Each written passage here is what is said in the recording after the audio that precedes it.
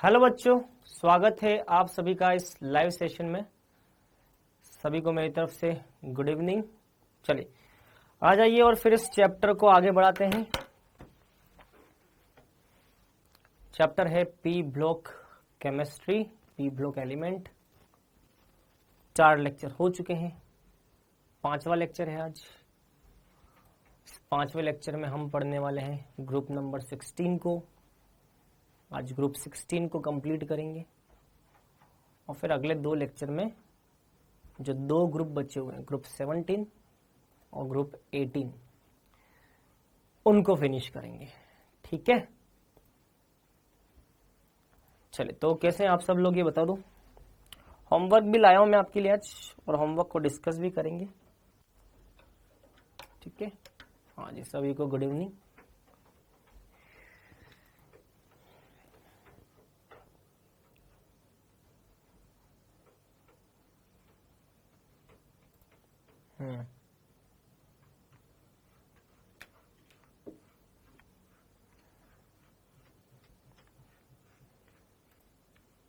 Sir homework थोड़ा ज़्यादा दीजिए। ठीक है, होमवर्क ज़्यादा दे देंगे, कोई दिक्कत नहीं है। और ज़्यादा दे देंगे, होमवर्क के क्वेश्चन और ज़्यादा दे देंगे। मैं बहुत बढ़िया हूँ। ठीक है, बिल्कुल।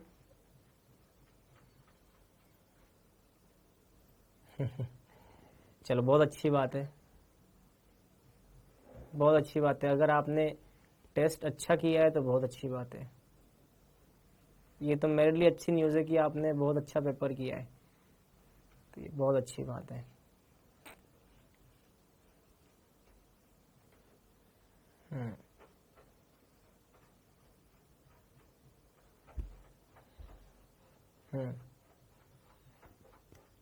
ठीक है, चलिए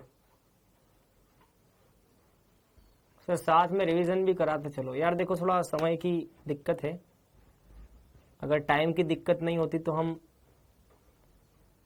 रिवीजन भी साथ में चला लेते। ठीक है, लेक्चर 4 है आज। ठीक है, लेक्चर 4 है तो लेक्चर 4 है तो उसको भी कर लेते हैं। सही, कोई दिक्कत नहीं। ठीक है, ठीक है, चलिए अब बात करेंगे आगे की। चल, होमवर्क के क्वेश्चन मेरे ख्याल से आप लोगों ने कर लिए होंगे। पहले होमवर्क डिस्कस करें? नहीं यार, पहले पढ़ाई करेंगे। पहले पढ़ाई, होमवर्क बाद में डिस्कस करेंगे। आज भी मैं आपके लिए होमवर्क में क्वेश्चन लाया हूं, आप ये क्वेश्चंस देख सकते हैं। कुछ नए क्वेश्चन हैं यहाँ पे, है ना। ठीक है, तो इनको हम आज होमवर्क में देखेंगे, लेकिन पहले हम बात करेंगे जो हमें पढ़ना है उसकी। ठीक है, कौन सा वर्ग स्टार्ट करना आज हमको? आज हमको वर्ग 16 इसकी शुरुआत करनी है, 16 की। अच्छा, वर्ग 16 पे जाने से पहले मुझे एक बात याद आई, वो मैं बता देता हूं। हमें वर्ग 15 में फास्फोरस के अपर रूप भी पढ़ने बेटा, ये देखने हैं।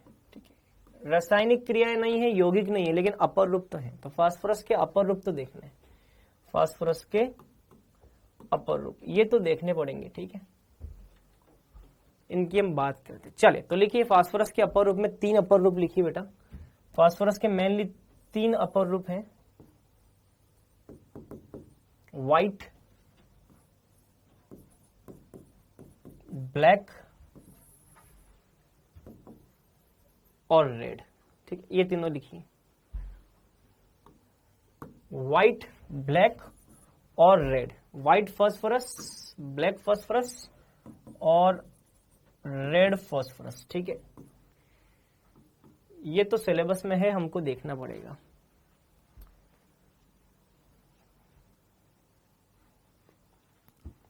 ठीक है, ठीक है, ठीक है। अब पेपर हो गया भैया, अब यहां आ जाओ।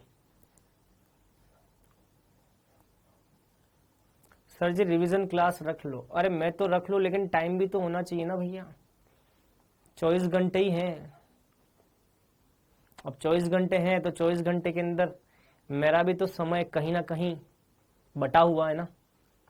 2 क्लासें हैं, एक उड़ान बैच की, एक आरंभ की, उसके अलावा और भी क्लासेस है, और भी बहुत सारा काम होता है बेटा, है ना। ठीक है, चल स्टार्ट करें। अब बात करना बंद कर दो, सर नाइट में रख लो। अरे नाइट में सोऊं ना मैं, क्या है, नाइट में रख लो, नींद ना निकालूं मैं, बस पढ़ाता ही रहूं, है, बस पढ़ाते ही रहो, पढ़ाते ही रहो, पढ़ाते ही रहो, बस यही काम है। मैं अपनी जिंदगी ना जीऊं, है, मैं खाना ना खाऊं, मैं घर वालों के साथ एंजॉय ना करूं, नहाऊं ना, धोऊं ना, पोटी ना करूं, ब्रश ना करूं, कुछ ना करूं, बस तुमको पढ़ाता रहूं। ठीक है, चलो भैया मेरी भी जिंदगी है यार, सांस लेने दो मुझे भी, जिंदा रहने दोगे तभी तो मैं सिलेबस कराऊंगा। मशीन समझ रखा है क्या मुझे, है, मशीन समझ रखा है। चलो व्हाइट फास्फोरस की बात करते हैं। लिखो, सबसे पहला पॉइंट लिखो, यह जहरीला है, बिल्कुल आपकी तरह। लिखो, है ना, आपकी जैसी बातें हैं वैसे ये जहर छोड़ता है मुंह से, बिल्कुल फनकार मार के, कोबरा की तरह। तो जहरीला है, लिखो आप साइड में यहाँ पे, बिल्कुल स्टूडेंट्स की तरह। अरे मत लिखना ये जहरीला है, लिखो। ठीक है, जहरीला है। और क्या है, आपके जितने भी गुणधर्म है सारे इसके अंदर है बेटा। अत्यधिक क्रियाशील है ये,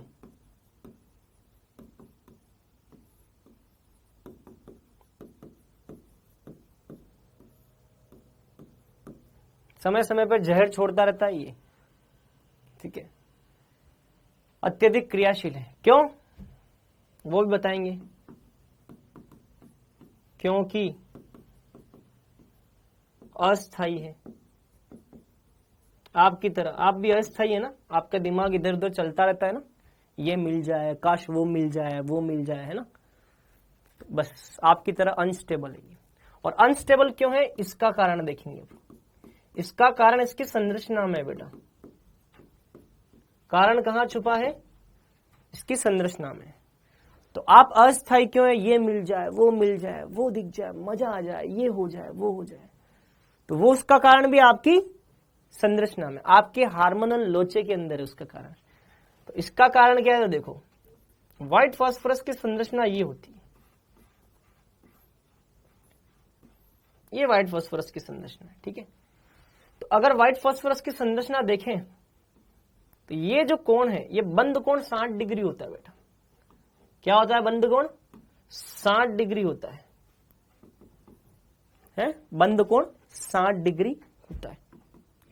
अब आप थोड़ा सोचिए, बंद कोण 60 डिग्री, लेकिन एक्चुअल में होना क्या चाहिए था,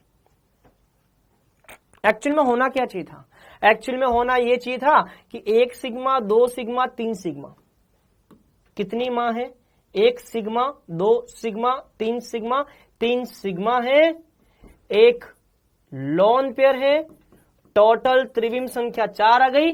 मतलब कि संकरण sp3 के हिसाब से बंद कोण होना चाहिए था 109 डिग्री 29 मिनट, ये बंद कोण होना चाहिए था। लेकिन बंद कोण इसको भगवान ने कितना दे दिया, आपकी तरह, जिससे कि यह अस्थायी हो गया 60 डिग्री। कितना दे दिया, 60 डिग्री।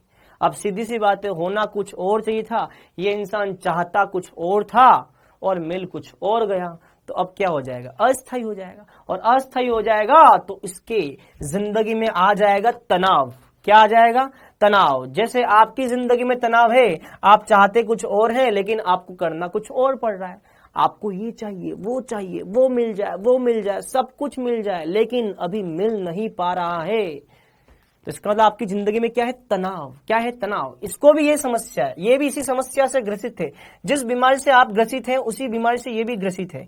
ये भी चाहता है कि मुझे 109 डिग्री 29 मिनट मिल जाए, लेकिन इस बीमारी का इलाज ये है कि भैया ये ज्यादा क्रिया कर जाता है। तो भैया ये अस्थायी है क्योंकि 60 डिग्री है इसका कोण, होना चाहिए था 109 डिग्री, इसीलिए ज्यादा क्रियाशील होता है। समझ में आ गया, नोट कर लो, नोट कर लो, इसको नोट कर लो, ठीक है। और इसके अलावा क्या, ये तीसरा पॉइंट। चौथा पॉइंट, सफेद फास्फोरस का चौथा पॉइंट लिखो, यह अंधेरे में चमकता है, बिल्कुल आपकी तरह।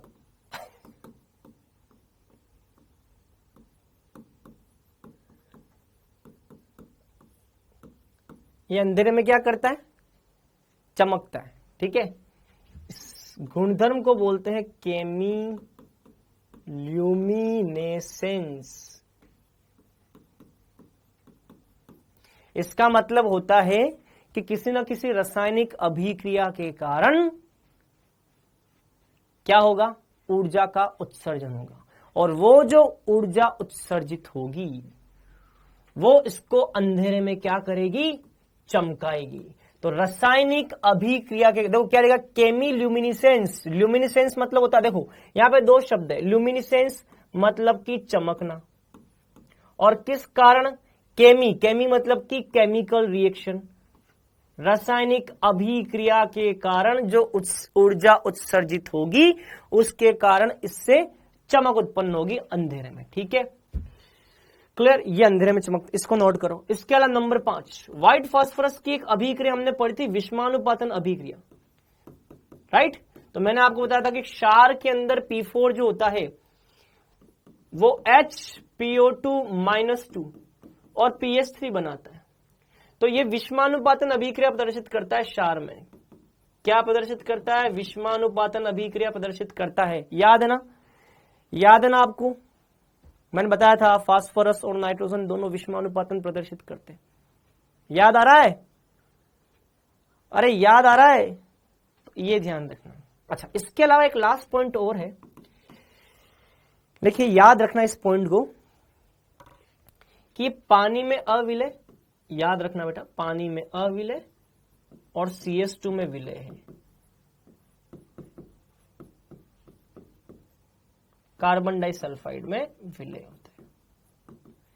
ये हो गया व्हाइट फास्फोरस। ठीक है, नोट कर लो।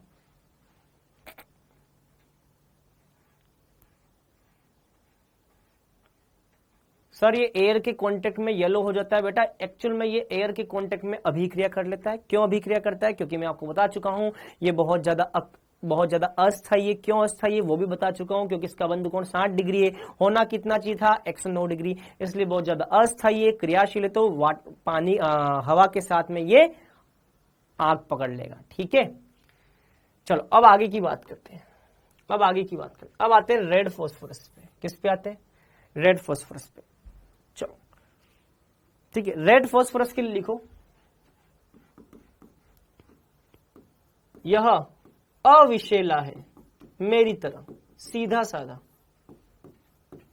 और वो आपकी तरह जहरीला, एकदम काला नाग, बिल्कुल कोबरा, फनकार मारता है, जहर छोड़ता है।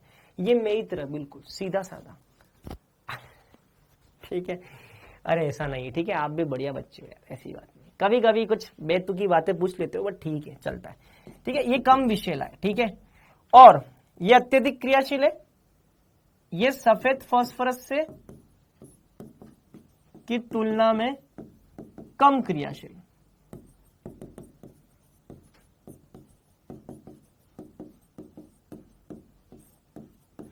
कम क्रियाशील है।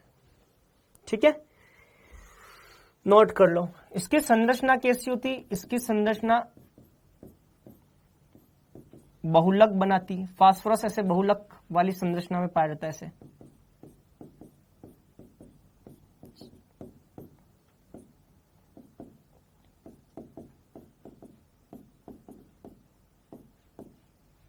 इस तरह की संरचना होती है इसकी। ठीक है, नोट कर लो, नोट कर लो। ठीक है, इसके अलावा ये अंधेरे में चमकता है, ये अंधेरे में नहीं चमकता है। नंबर 3, अंधेरे में नहीं चमकता, ये अंधेरे में नहीं चमकता है। ठीक है, it does not glow in dark, अंधेरे में नहीं चमकता ये। ठीक है, ये पानी और CH2 दोनों में अविलय है। पानी और CH2 दोनों में अविलय। ठीक है, कौन सा पॉइंट था ये पॉइंट नंबर 3, और पॉइंट नंबर 4 लिखो, पानी तथा CH2 दोनों में अविलय, दोनों में अविलय होता है। ठीक है, तो ये ध्यान रखना है। चलो, ये सारी बातें हो गई किसके लिए? रेड फास्फोरस के लिए। एक बोल रहा है बड़ा लिखो, एक बोल रहा है छोटा लिखो, और बड़ा लिखें, ठीक है, और बड़ा लिखेंगे, ठीक है, ठीक है, बड़ा लिखेंगे। लेकिन यार एक बात बताओ, मैं बोल तो रही हूं ना, बोल रहा हूं ना, ये अविषैला है, तो आपको समझ में आ रहा होगा। सफेद फास्फोरस की तुलना में कम क्रियाशील है। ठीक है, फिर मैंने लिखा अंधेरे में नहीं चमकता है। अब देखो, एक लिख रहा है सर थोड़ा और छोटा लिखो।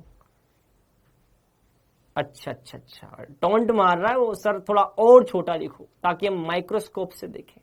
ठीक है, बड़ा लिखेंगे, अब बड़ा लिखेंगे, ठीक है, बड़ा लिखेंगे, ठीक है। अगला लिखो, लिखो व्हाइट, चलो बड़ा बड़ा लिखते हैं, लिखो व्हाइट फास्फोरस को गर्म करने पर मिलता है रेड फास्फोरस, और इसको गर्म करते हैं उच्च दाब पर तो मिलता है ब्लैक फास्फोरस। लिखो, ठीक है, नोट करो।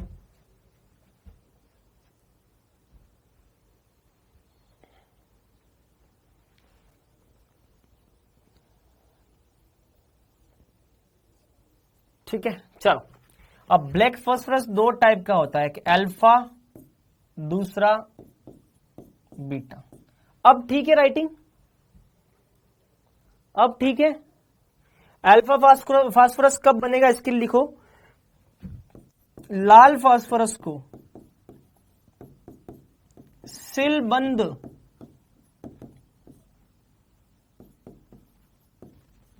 ट्यूब में 803 केल्विन पर गर्म करने पर। अब ठीक है ना, गर्म करने पर। और इसके लिखो व्हाइट फास्फोरस को, व्हाइट फास्फोरस को 473 केल्विन पर गर्म करने पर बीटा मिलता है। ठीक है, लिख लो। ये हो गए अपर रूप। ये क्या हो गए भैया, अपर रूप हो गए। ये अपर रूप कंप्लीट हो गए, नोट कर लो। अब हम आएंगे वर्ग नंबर 16 पर, वर्ग क्रमांक 16। और अगर आपने लिख लिया हो तो मुझे फटाफट मैसेज पे बता दो, ताकि मैं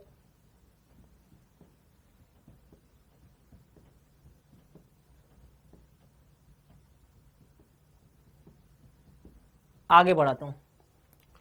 चलो, अब आ जाओ वर्ग 16, लिखो। बड़ा लिखूंगा अब मैं, ठीक है।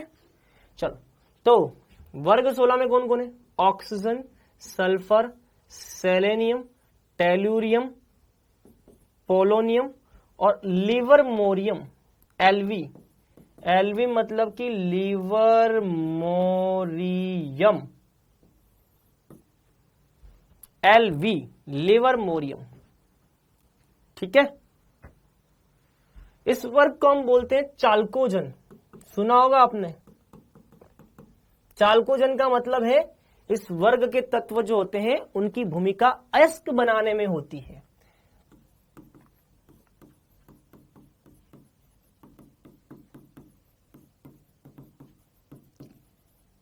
अयस्क बनाने में भूमिका निभाते हैं। नोट कर लो, ठीक है। सर एक स्लाइड पीछे कर दीजिए।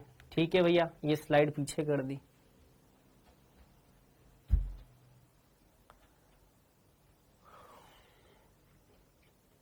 ग्रुप 15 को निकोजन बोलते हैं। ये भी लिख लो, ये भी लिख लो, या साइड में लिख लो, ये भी लिख लेता हूं। लिखो, वर्ग 15 जो है इसको निकोजन बोलते हैं। इसको निकोजन क्यों बोलते हैं पता है? सफोकेटिंग एनवायरनमेंट प्रोड्यूस करते हैं ये वर्ग 15 निकोजन, इसलिए निकोजन। चौक करते हैं, चौक करना समझते हो? जैसे मान लो आप कहीं बंद कमरे में अंगीठी जलाते हो तो आपने सुना होगा ना कि खांसी आनी चालू हो जाती है, गला जो होता है वो चोक करता है। चोक, सिगरेट पीने वाले लोग जो होते हैं ना उनको पता होगा ज्यादा। तो वर्ग 15 जो है वो निकोजन, चोक करते हैं ये लोग, ये एलिमेंट जो होते हैं चोक करते हैं। ठीक है, चलो अब आगे बढ़ जाए।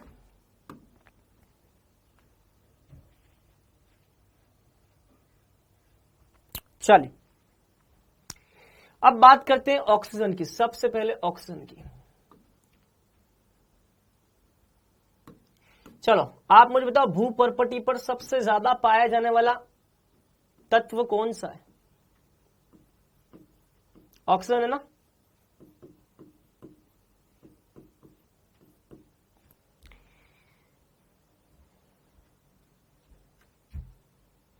भूपर्पटी पर सबसे ज्यादा पाया जाने वाला, बताया था ना, लगभग 46% होता है। याद है, याद है, लगभग 46% होता है। यह भूपर्पटी पर सबसे ज्यादा पाया जाने वाला तत्व है। ठीक है, नोट कर लो। अब लिखेंगे सल्फर। ठीक है, सल्फर। सल्फर के लिए पहली लाइन लिखो कि यह दूध, अंडों, सरसों, प्याज, लहसुन में मुख्य रूप से उपस्थित होता है। अरे प्रभु, कालकोजन नहीं होता है यार। ये अजहर मीणा को यार, तुम अजहर आमीन तुम क्यों बार बार बेटा कमेंट कर रहे हो? तुम कालकोजन नहीं होता है बेटा, वो चालकोजन बोलते हैं उसको, कालकोजन नहीं बोलते। अब तू कमेंट करना बंद कर दे, नहीं तो मैं तुझे ब्लॉक करवा दूंगा। एक चीज के पीछे पड़ गया है? बंद कर दे अब कमेंट करना। अजहर कमेंट नहीं करेगा अब तू। यह दूध, अंडों, सरसों और प्याज, लहसुन पाया जाता है। दूसरा, यह CuFeS2S जिसको बोलते हैं कॉपर पायरेटिस, कॉपर पायरेटिस में होता है ये। ठीक है,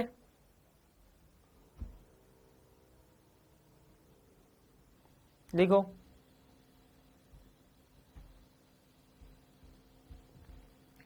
ठीक है। और PbS, इसमें सल्फर होता है, इसको क्या बोलते हैं? गैलेना। लिखो, गैलेना लिखो। ठीक है, इसके अलावा जिप्सम सुना होगा, जिप्सम के अंदर सल्फर होता है, CaSO4.2H2, इसको बोलते हैं जिप्सम।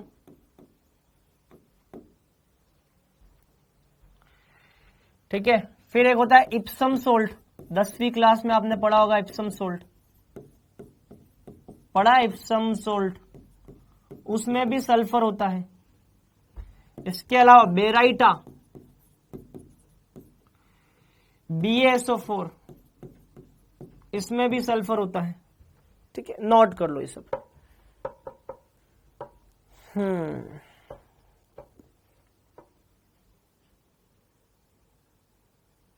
फिर एक होता है ZnS, जिंक ब्लेड। क्या होता है? जिंक ब्लेड, इसमें भी सल्फर होता है।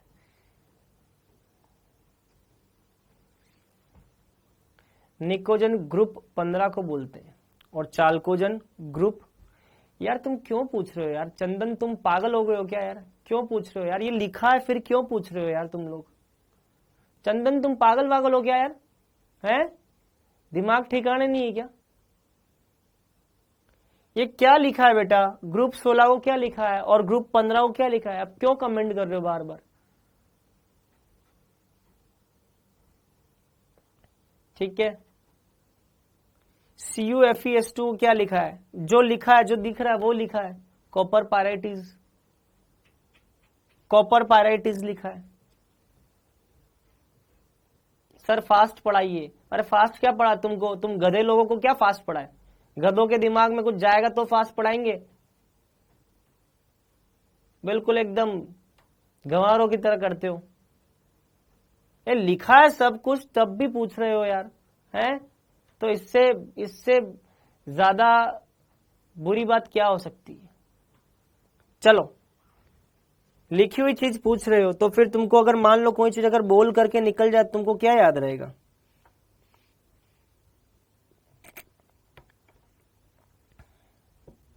ठीक है, नेक्स्ट लिखो। ये दोनों सेलेनाइड और टेलुराइड के रूप में पाए जाते हैं। फॉर्मूला नहीं पढ़ने, फिर रिपीट कर रहा हूं, अब कोई लिखना मत और बोलना भी मत, ठीक है? मैं बोल रहा हूं, इनके फॉर्मूलाज नहीं पढ़ने हैं, जस्ट नाम याद रखना है, सेलेनाइड तथा टेलुराइड के रूप में पाया जाता है।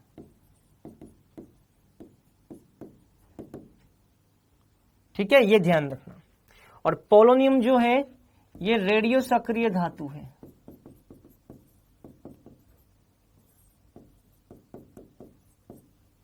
ठीक है, नोट करो।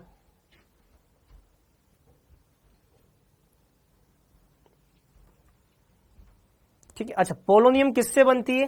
पोलोनियम बनती है यूरेनियम और थोरियम के क्षय से। यूरेनियम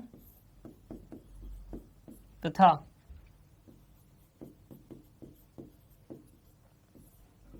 थोरियम के क्षय से। यूरेनियम तथा थोरियम के क्षय से बनती है।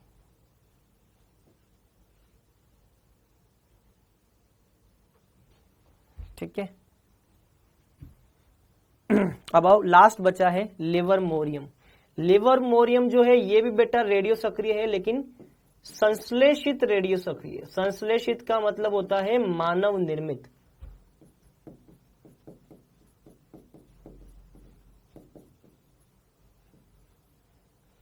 संश्लेषित रेडियो सक्रिय का मतलब होता है मानव निर्मित। नोट कर लो, ये हो गई टेबल पूरी।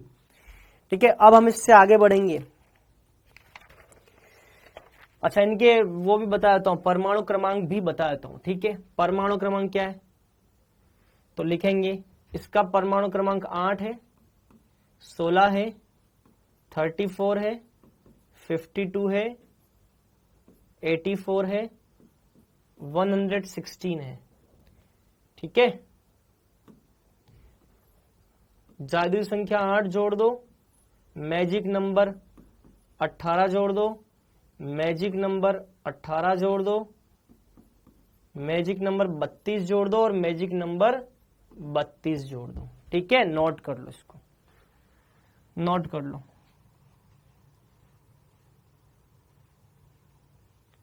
ये हो गया भैया। अब इससे छोटा तो नहीं लिखना है ना आपको, या इससे और बड़ा लिखना है? ये बढ़िया बड़ा ठीक है ना, इससे बड़ा तो नहीं लिखना है ना?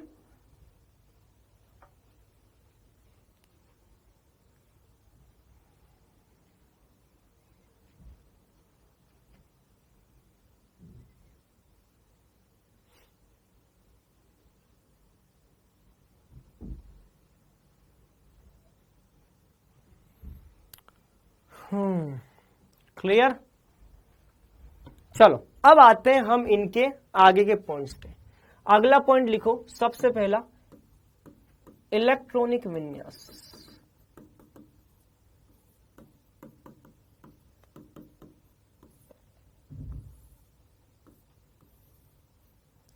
इस वर्ग का बाहरी कोश का इलेक्ट्रॉनिक विन्यास होता है NS2NP4। बाहरी कोश का विन्यास क्या है?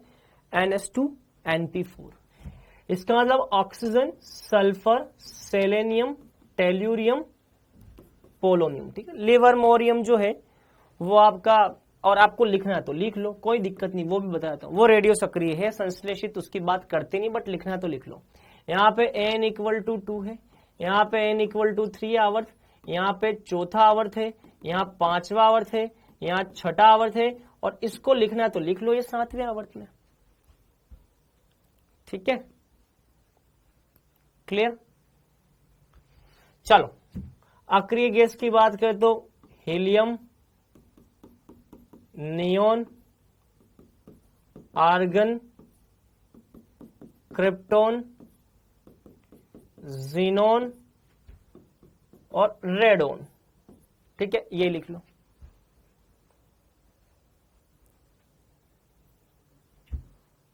अच्छा, n का मान कितना है? 2। 2 रखोगे तो ये क्या हो जाएगा 2s2 2p4। n का मान 3 रखेंगे तो 3s2 3p4। n का मान 4 रखेंगे तो 4s2 4p4। n का मान 5 रखेंगे तो 5s2 5p4। n का मान 6 रखेंगे तो 6s2 6p4। n का मान 7 रखेंगे तो 7s2 7p4। ठीक है, चलिए। और हम ये भी जानते हैं कि n का मान 4 5 6 और यहां पे 7 भी है, तो 4 के अंदर 3D हो जाएगा, 5 के अंदर 4D भी आएगा, 6D भी आएगा, 7D भी आएगा। मतलब 4 के अंदर 3D, तो 4 के अंदर 3D के 10 इलेक्ट्रॉन आएंगे। 5 के अंदर 4D, 4D के 10 इलेक्ट्रॉन आएंगे। 6 के अंदर 6D, सॉरी उल्टा लिख दिया मैंने, 5D आएगा यहाँ पे, 5D आएगा, 5D और 6D। तो 6 के अंदर 5D 6D, 5D के 10 इलेक्ट्रॉन होंगे। 7 के अंदर 6D, 6D के 10 इलेक्ट्रॉन होंगे, राइट। अच्छा, 7 के अंदर और 6 के अंदर यहाँ 4f भी होता है और यहाँ 5f होता है, तो यहाँ पे आ जाएगा 4f के 14 और यहाँ आ जाएगा 5f के 14। नोट कर लो।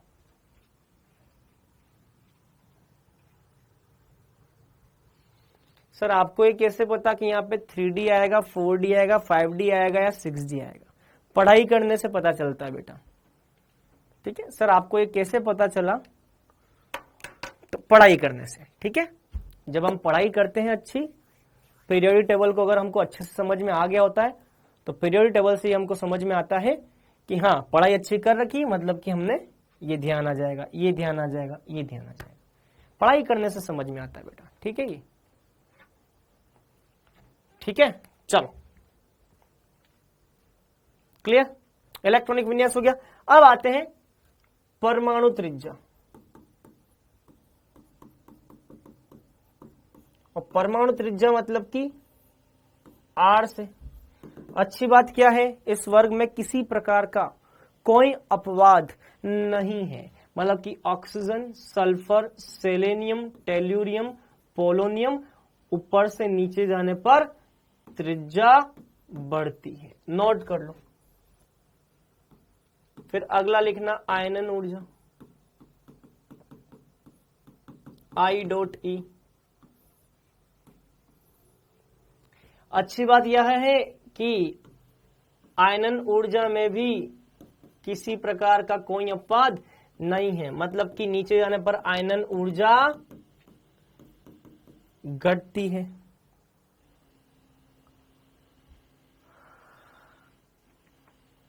समझ में आ गया?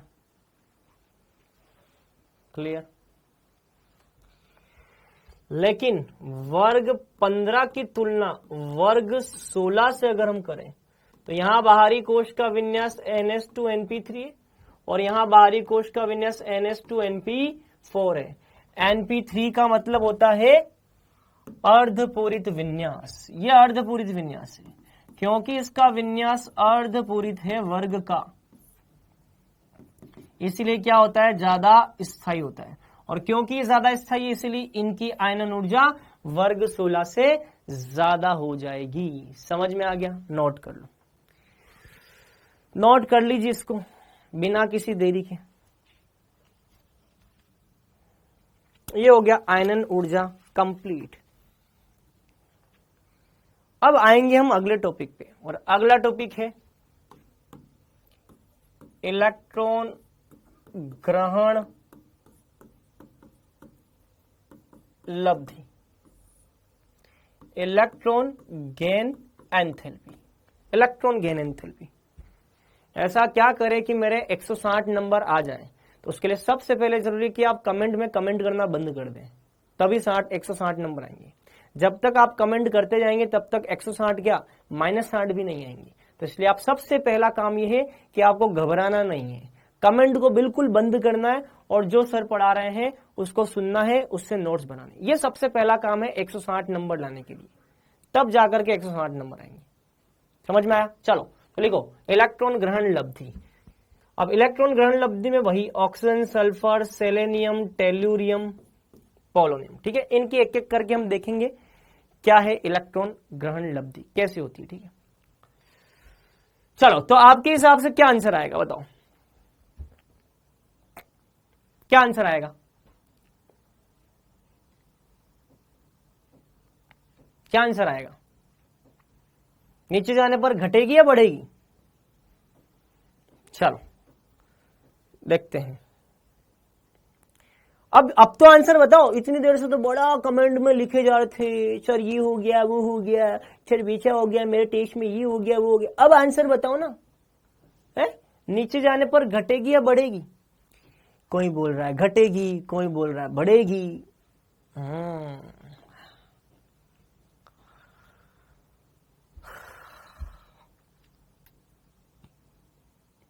देख रहा हूं मैं सबके कमेंट।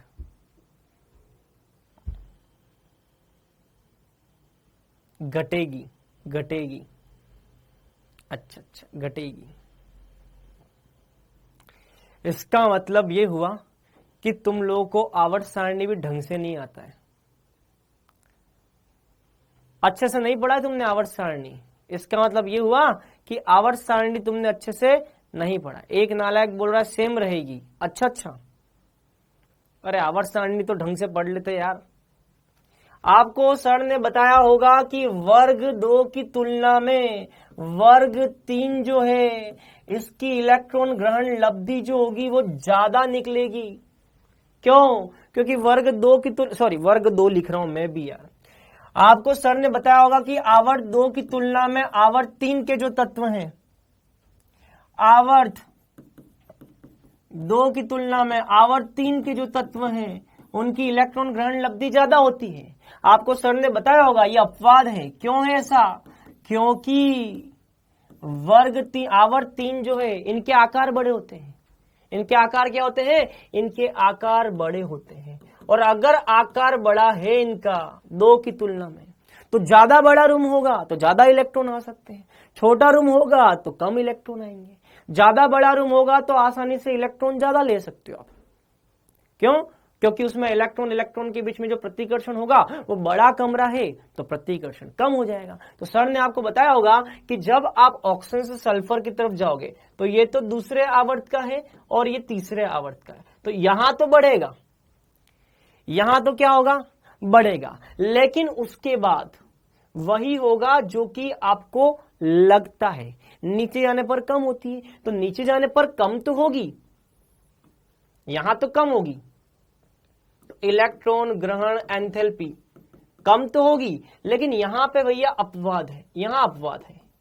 यहां पर ध्यान रखना ऑक्सीजन की तुलना में सल्फर की ज्यादा होगी। क्यों? क्योंकि ऑक्सीजन की तुलना में सल्फर का आकार बड़ा है, आकार बड़ा है सल्फर का, अतः आने वाला इलेक्ट्रॉन कम प्रतिकर्षण महसूस करेगा, जिससे आसानी से प्रवेश कर जाता है, जिससे यह आसानी से सल्फर में प्रवेश कर जाएगा। समझ में आ गया? समझ में आ गई?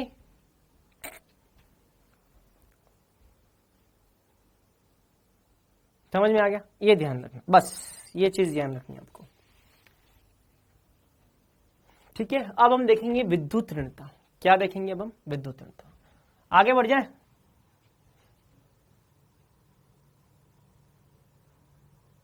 सर इसे इलेक्ट्रॉन ग्रहण करने की क्षमता कहते हैं। बिल्कुल बिल्कुल कहते हैं। इसे हम इलेक्ट्रॉन ग्रहण करने की क्षमता भी कहते हैं। बिल्कुल सही है। इसको हम इलेक्ट्रॉन ग्रहण करने की क्षमता भी कहते हैं। बिल्कुल सही है, इलेक्ट्रॉन ग्रहण करने की क्षमता, बिल्कुल सही है। चलो आगे बढ़ जाए अब। चलो अब अगला टॉपिक लिखो, विद्युत ऋणता। लिखो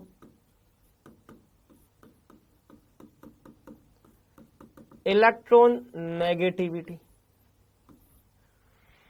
इलेक्ट्रॉन नेगेटिविटी लिखो।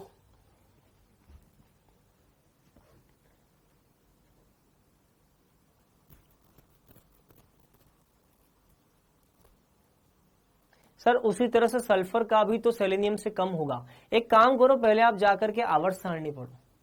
आपको आवर्त सारणी में सर ने क्या बताया है? जो बच्चे ये बोल रहे हैं सर इसी तरीके से सल्फर की तुलना में सेलेनियम का भी तो ज्यादा हो जाएगा, तो एक काम करो, पहले आप आवर्त सारणी पढ़ करके आओ। आपको सर ने आवर्त सारणी के अंदर क्या पढ़ा रखा है पढ़ करके आओ। पहले आप उसको पढ़ो नोट्स में, फिर हम बात करेंगे, ठीक है? क्योंकि आप लोगों को याद नहीं है क्या पढ़ाया सर ने वहां पे, ठीक है? आप भूल चुके हो, एक्चुअली आपको सर ने पढ़ाया तो है लेकिन आप भूल चुके हो। तो पहले आप आवर्त सारणी के नोट्स खोलो, उसमें देखो सर ने आपको क्या लिखवाया है। सेकंड आवर्त से थर्ड आवर्त की ज्यादा लिखवाया है, क्यों लिखवाया है? फिर थर्ड आवर्त के बाद में कम हो जाती है, क्यों कम हो जाती है, क्या लिखवाया? तो देखो उन सब नोट्स को, फिर आप बात करेंगे मुझसे, ठीक है? बताओ विद्युत ऋणता वर्ग में ऊपर से नीचे जाने पर क्या होती है?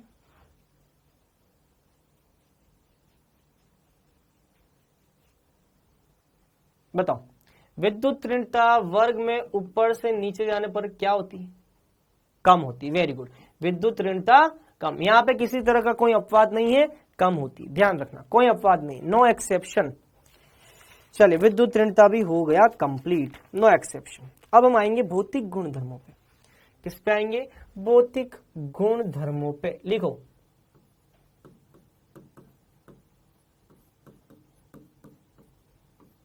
भौतिक गुण, ठीक है? लिखिए भौतिक गुण लिखिए।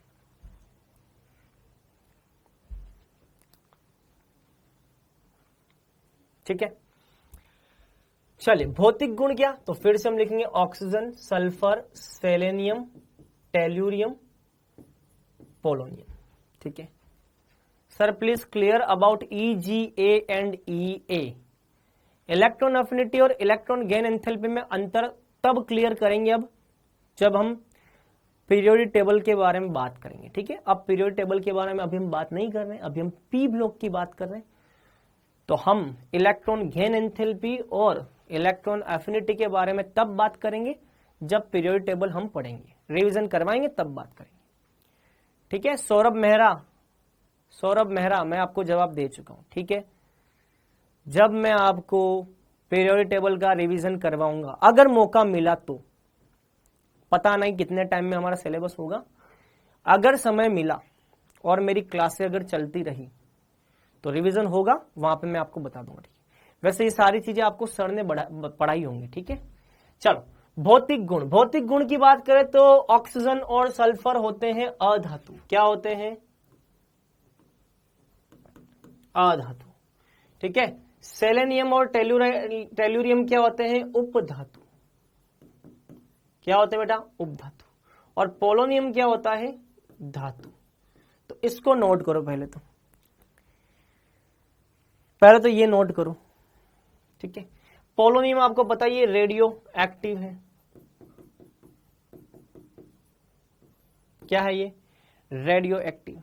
और सभी के सभी इसमें अपरूपता दिखाते हैं, सारे इसमें क्या दिखाते हैं? ये सभी अपरूपता दिखाते हैं,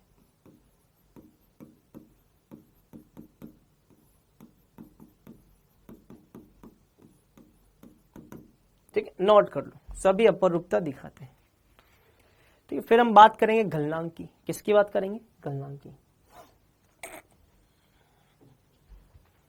ठीक है? गलनांक की बात करेंगे। चले, गलनांक का क्या सीन है? तो oxygen, sulphur, selenium, tellurium, polonium, ठीक है? बात करें गलनांक की तो गलनांक के अंदर क्या होगा? लिखो,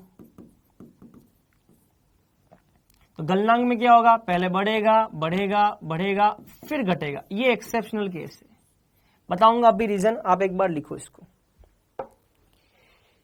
ठीक है? लिखो, बताऊंगा इसका रीजन, बताऊंगा क्यों ऐसा। गलनांक की बात करें तो पहले बढ़ेगा बढ़ेगा बढ़ेगा और फिर लास्ट में यहां पर क्या हो जाएगा, घट जाएगा। ठीक है, अब देखो गलनांक जो होता है, मैं आपको बता चुका, गलनांक और क्वथनांक जो होता है बेटा, उसके बारे में बात कर चुका हूं। अणुभार आप देखते हैं।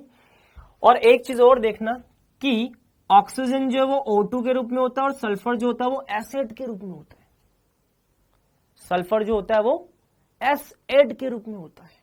सल्फर किसके रूप में होता है, एसिड के रूप में होता है। अब आप सोचिए, यहां पे परमाणुकता कितनी है, 2, यहां पे परमाणुकता कितनी है, 8। अगर परमाणुकता ज्यादा होगी तो परमाणु के बीच में बंध क्या होगा, प्रबल होगा, और बंध प्रबल होगा तो गलनांक उतना ही ज्यादा होगा। ध्यान रखना, जितनी परमाणुकता ज्यादा होगी उतना ही बंध प्रबल हो जाएगा, गलनांक का मान बढ़ जाएगा। इसीलिए आप देखना ऑक्सीजन की तुलना में सल्फर का गलनांक जो होता है वो ज्यादा होता है, क्योंकि इसकी एटोमिसिटी परमाणुकता 2 है और इसकी परमाणुकता 8 है। ऐसे ही जब आप नीचे वालों की बात करते हो तो जैसे जैसे आप नीचे जाओगे तो अणुभार में वृद्धि होगी, मोलर मास जो वो बढ़ता जाएगा इनका। और इन दोनों की बात करेंगे तो इन दोनों में ये द्विपरमाणुक है, ये अष्टपरमाणुक है, 8 परमाणुक है। 8 परमाणु मतलब कि 8 परमाणु ऐसे हैं जो कि एक अणु के अंदर बंध बना रहे हैं। इसकी बंध ऊर्जा बहुत ज्यादा है, क्योंकि यहां पे बंध ऊर्जा ज्यादा है,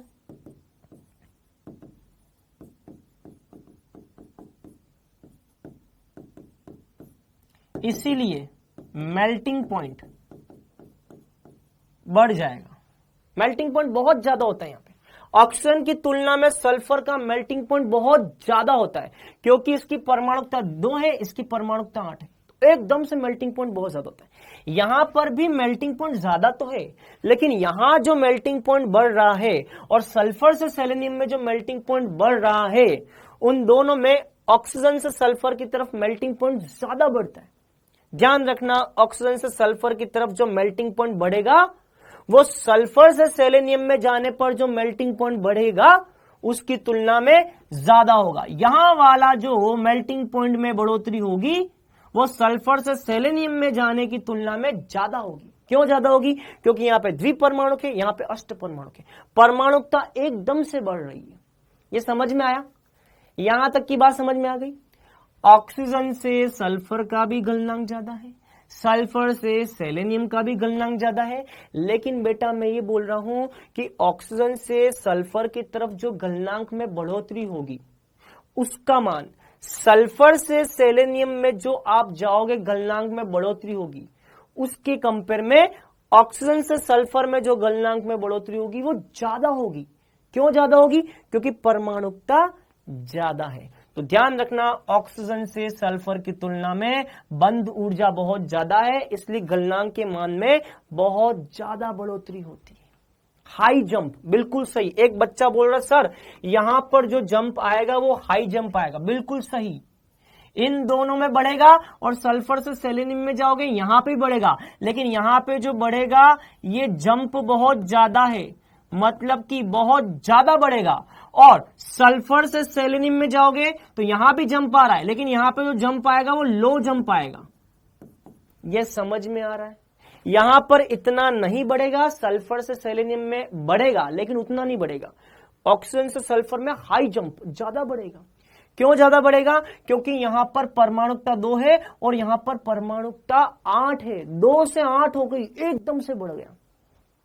समझ में आ गया, ये ध्यान रखना बेटा, बिल्कुल नोट कर लो, इसको नोट कर लो। अब बात करेंगे क्वथनांक की। किसकी बात करेंगे, क्वथनांक की। नोट कर लो फटाफट, जल्दी से आगे बढ़ जाए, आगे बढ़ जाए। चलो बढ़िया, बहुत बढ़िया। अगला पॉइंट लिखो, लिखो क्वथनांक। तो आपको ये बात बता चुका हूं, गलनांक और क्वथनांक जो होते हैं वो ऊपर से नीचे जाने पर बढ़ते हैं, क्योंकि अणुभार बढ़ता है। तो oxygen, sulphur, selenium, tellurium, polonium नीचे जाने पर बढ़ेगा बढ़ेगा बढ़ेगा और ये हो जाएगा कम। ये ध्यान रखना, बस यहां पर ध्यान रखना, ये एक्सेप्शनल केस है, ये अपवाद है, अपवाद। और गलनांक वाले में भी ये अपवाद है, ये अपवाद है। गलनांक में भी अपवाद था और यहां पर भी ये अपवाद है, ये ध्यान रखना, ठीक है। क्लियर? ठीक है, ठीक है, चलो आगे बढ़ जाए। अब लिखो रासायनिक गुण। सर अभी ये चैप्टर और कितना है? अरे यार तुम तो लिखते जाओ बस, कॉपी भर गई तो दूसरी कॉपी ले लो।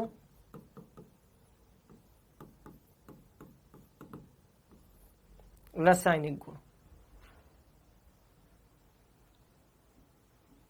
सर जी त्रिविम बाधा बोल सकते? नहीं बोल सकते, नहीं बोल सकते, त्रिविम बाधा नहीं बोल सकते। त्रिविम बाधा यहां थोड़ी ना त्रिविम बाधा होती। त्रिविम बाधा तब होती है जब किसी एक परमाणु के चारों तरफ दूसरे समूह जुड़े हुए होते हैं। यहां पे कोई समूह थोड़ी नहीं जुड़ा हुआ है, ठीक है। हाँ, गलनांक और क्वथनांक का क्रम दोनों में समान है। आप देख सकते हैं क्वथनांक का जो क्रम है वही क्रम गलनांक का भी। ध्यान रखना, गलनांक और क्वथनांक के क्रम समान है, ध्यान रखना। अब लिखो रासायनिक गुण। चलिए रासायनिक गुण क्या होंगे? क्योंकि विन्यास क्या है? NH2NP4, मतलब कि यहां पे 2 + 4 6 भी दिखाएगा ऑक्सीकरण संख्या। अगर 4 त्यागेगा तो +4 भी दिखाएगा, अगर 2 त्यागेगा तो +2 भी दिखाएगा, और अगर ये 2 ग्रहण करेगा अष्टक पूर्ण करने के लिए तो -2 भी दिखाएगा।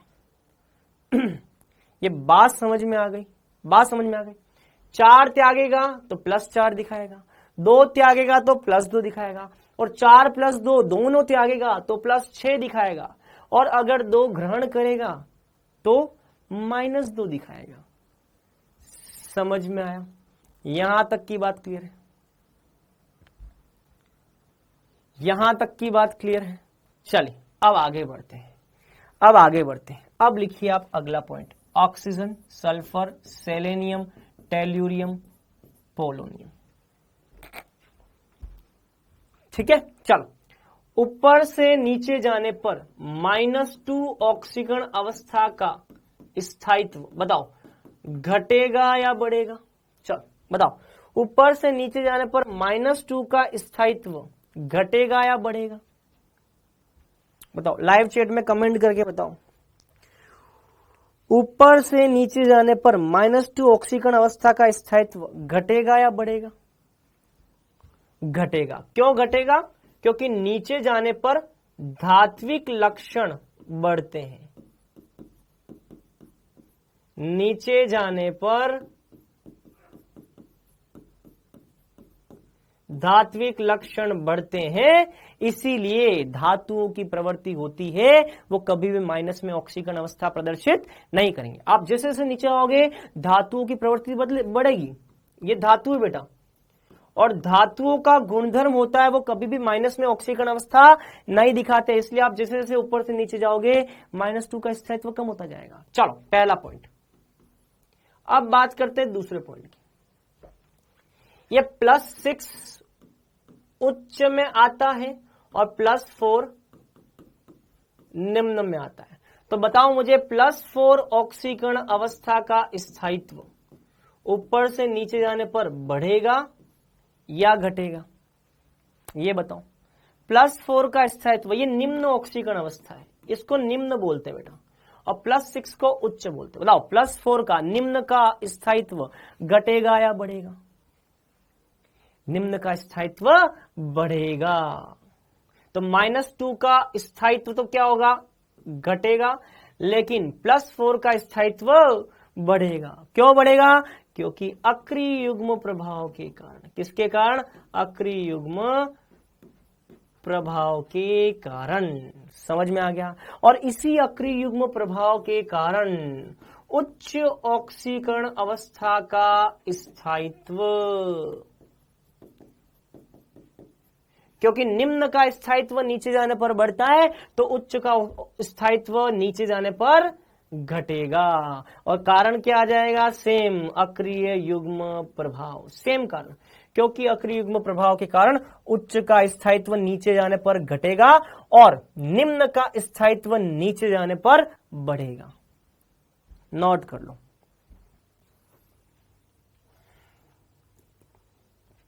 ये नोट कर लो। ठीक है, नंबर 4 पॉइंट लिखना। अब लिखो नंबर 4 पॉइंट, ऑक्सीजन +1 तथा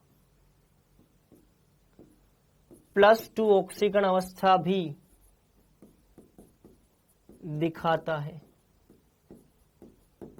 लिखो, ऑक्सीजन जो है ये +1 और +2 भी दिखाता है। ठीक है, कैसे? तो एग्जाम्पल O2F2 की बात करें तो इसमें ऑक्सीजन पे कितना आएगा? +1, और OF2 की बात करें तो OF2 में ऑक्सीजन पे कितना आएगा? +2 है। ये दोनों एग्जाम्पल लिख लो। ऑक्सीजन +1 भी दिखाता है और +2 भी दिखाता है। O2F2 की बात करें तो +1 और OF2 की बात करें तो +2 हो जाएगा। नोट कर लो इसको। क्लियर? आगे बढ़ जाए, आगे बढ़ जाए।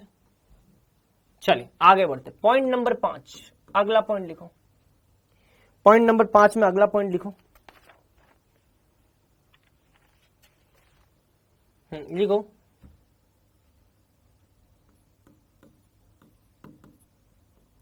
+6 ऑक्सीकरण अवस्था फ्लोराइड के साथ सर्वाधिक स्थायी होती है।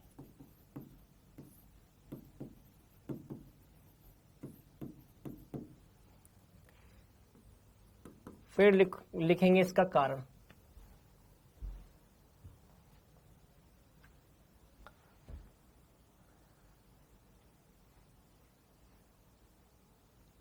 सर +2 का क्या लिखा है ये? शतिब, शतिब क्या है? +2 का शतिब क्या है? शतिब मतलब क्या लिख रहा है? रंजित शौर्य लिख रहे हैं सर +2 का। अच्छा प्लस, ओके ओके। स्थायित्व क्या है? ओके बेटा, इन दोनों का स्थायित्व बहुत कम होता है।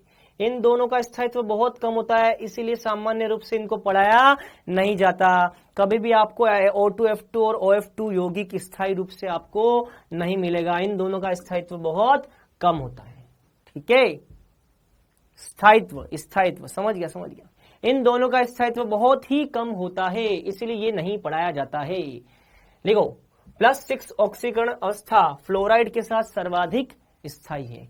ये बोलना चाह रहा है कि जैसे सल्फर है, अब सल्फर जो होगा वो SF4 के साथ अगर यौगिक बना रहा है तो +4 में आ गया, और सल्फर अगर SF6 वाला यौगिक बना रहा है तो +6 में आ गया। तो ध्यान रखना, सल्फर +4 की तुलना में +6 वाला ज्यादा स्थायी यौगिक बनाता है। क्यों?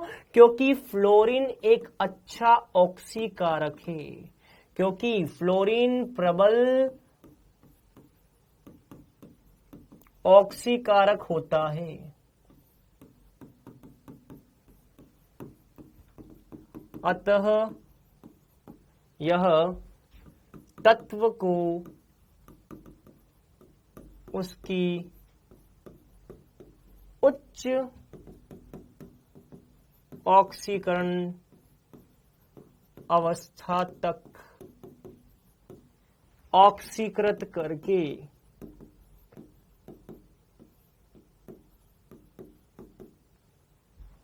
स्थायी यौगिक का निर्माण करते हैं।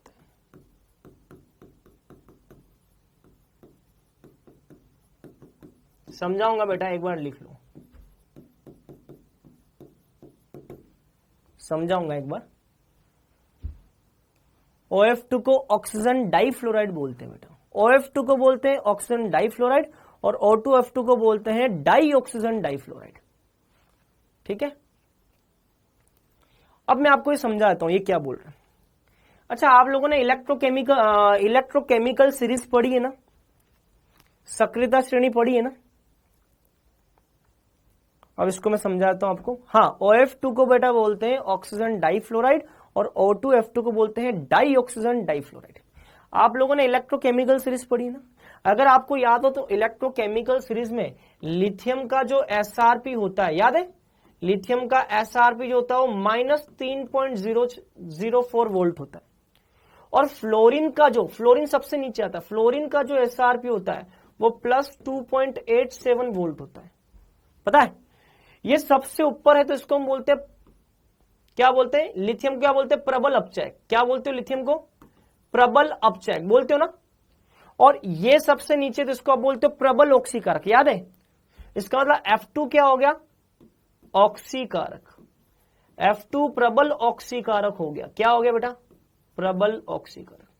और अगर ये ऑक्सीकारक है तो आप मुझे बताओ सल्फर को ये +4 से किसमें ऑक्सीकृत कर देगा, +6 में ऑक्सीकृत कर देगा। क्योंकि ऑक्सीकारक का कार्य होता है वो सामने वाले का क्या करता है ऑक्सीकरण, क्या करता है ऑक्सीकरण। और ये इतना प्रबल ऑक्सीकारक है कि ये इसको पूरी तरह से ऑक्सीकृत कर देगा। इसका मतलब सल्फर के साथ फ्लोरीन जो होगा वो SF4 में नहीं रहेगा, सल्फर के साथ जो फ्लोरीन होगा वो SF6 में स्थायी यौगिक बनाएगा। समझ में आ गया, यहां तक की बात समझ में आ गई। क्योंकि वो प्रबल ऑक्सीकारक है तो उसकी प्रवृत्ति होगी कि कहीं पे भी सल्फर आपको +4 में दिख जाएगा तो +4 को ऑक्सीकृत करके क्या कर देगा +6। इसका मतलब फ्लोरीन के साथ सल्फर +6 में यौगिक बनाएगा, +4 में यौगिक नहीं बनाएगा या कम स्थायी यौगिक बनाएगा। समझ में आ गया, समझ में आ गया, समझ में आ गया। सर ऑक्सीकरण अवस्था 4, सर निम्न ऑक्सीकरण अवस्था 4 होगी, 2 नहीं होगी। 2 तो अति निम्न में आता है बेटा। देखो 6 आता है उच्च में, 4 आता है निम्न में और 2 आता है अति निम्न में। तो हम निम्न और उच्च की बात करें, ये समझ में आ गया। चलिए नोट कर लो, फिर हम आगे की बात करेंगे। अब हम देखेंगे ऑक्सीजन का असंगत व्यवहार। किसकी बात करेंगे ऑक्सीजन का असंगत व्यवहार। वही घिसी पिटी लाइनें हमको लिखनी है, फिर लिखेंगे। लिखो ऑक्सीजन का असंगत व्यवहार। तो इसमें पहला पॉइंट लिखो ऑक्सीजन का आकार छोटा होना। दूसरा पॉइंट लिखो ऑक्सीजन की विद्युत ऋणता उच्च होना। तीसरा पॉइंट लिखो ऑक्सीजन की आयनन ऊर्जा उच्च होना। ठीक है, और चौथा पॉइंट लिखो ऑक्सीजन में रिक्त 3D कक्षक का अभाव होना। नोट कर लो, नोट कर लो इसको।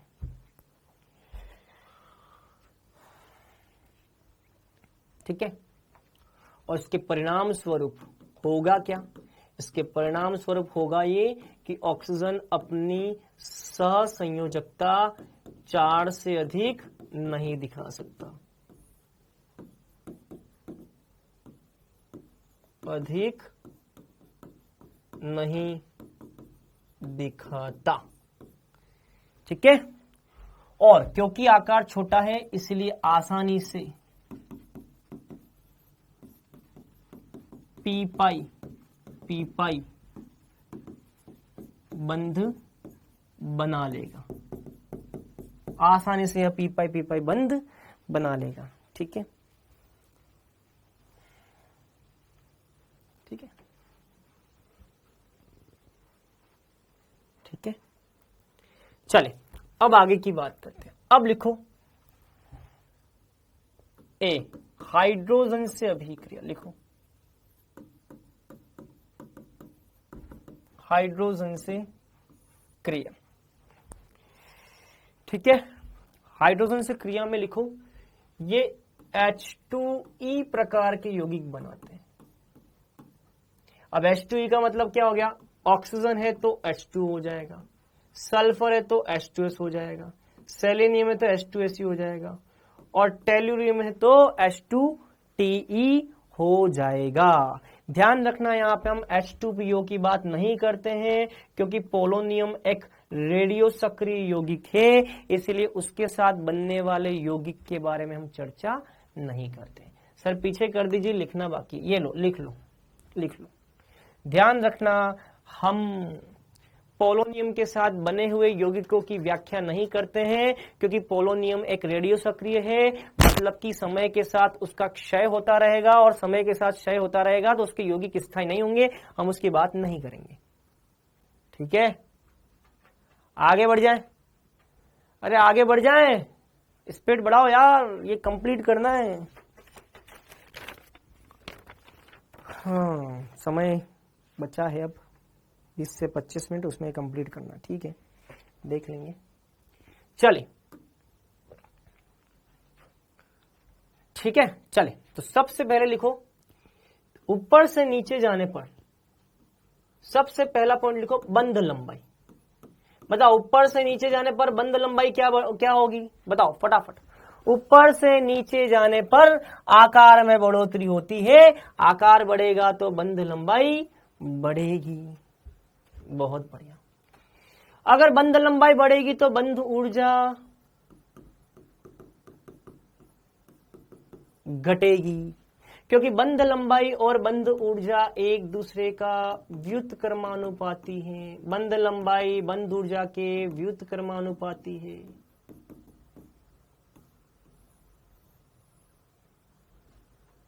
समझ में आया? और अगर बंध ऊर्जा घट गई, बंध लंबाई बढ़ेगी, बंध ऊर्जा घट जाएगी, और अगर बंध ऊर्जा घट जाएगी तो इसका मतलब तापीय स्थायित्व या ताप देने पर जो स्थायित्व है वो भी क्या होगा, बताओ। अगर बंध लंबाई बढ़ेगी तो बंध ऊर्जा कम होगी, और अगर बंध ऊर्जा कम होती गई तो बंध ताप देने पर आसानी से टूट जाएगा, मतलब कि तापीय स्थायित्व घट जाएगा, क्योंकि नीचे जाने पर ताप देने पर बंध आसानी से टूट जाएगा। और अगर बंध आसानी से टूट गया तो ये H+ या हाइड्रोजन आसानी से देगा, इसका मतलब अम्लीय क्षमता भी बढ़ जाएगी।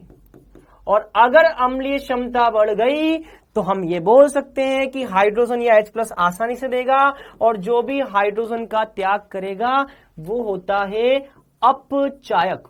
उसका स्वयं को तो होता है, हाइड्रोजन का त्याग हो रहा है, मतलब कि हाइड्रोजन का त्याग कर रहा है, मतलब स्वयं का हो रहा है ऑक्सीकरण, और जिसका खुद का ऑक्सीकरण होता है वो क्या होता है, अपचायक। मतलब कि आसानी से अगर हाइड्रोजन दे देगा तो आसानी से ऑक्सीकरण हो रहा है, और आसानी से ऑक्सीकरण हो रहा है मतलब कि अपचायक क्षमता बढ़ जाएगी। समझ में आ गया? ये हो जाएगा। क्लियर?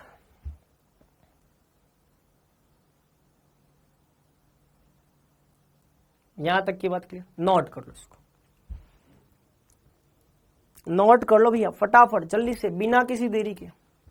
चलो अब आगे की बात करते, अब आगे की बात करते, गलनांक और क्वथनांक की बात करते। अगला लिखो गलनांक क्वथनांक।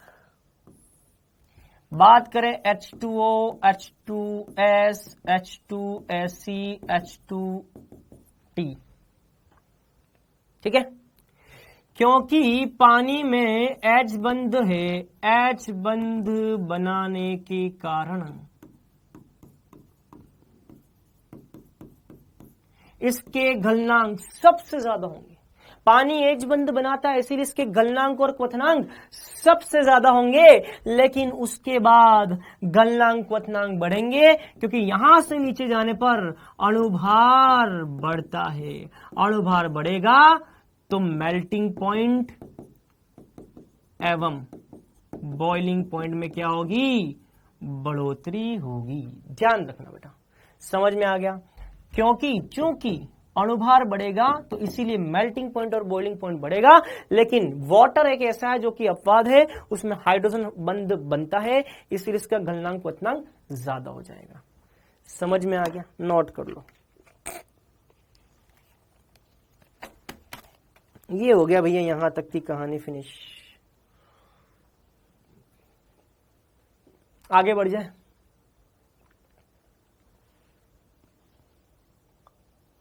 आगे बढ़ जाए।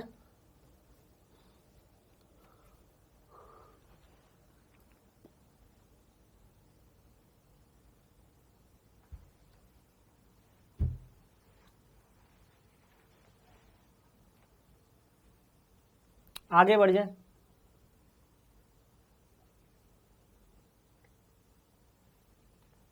अरे आगे बढ़ जाऊं।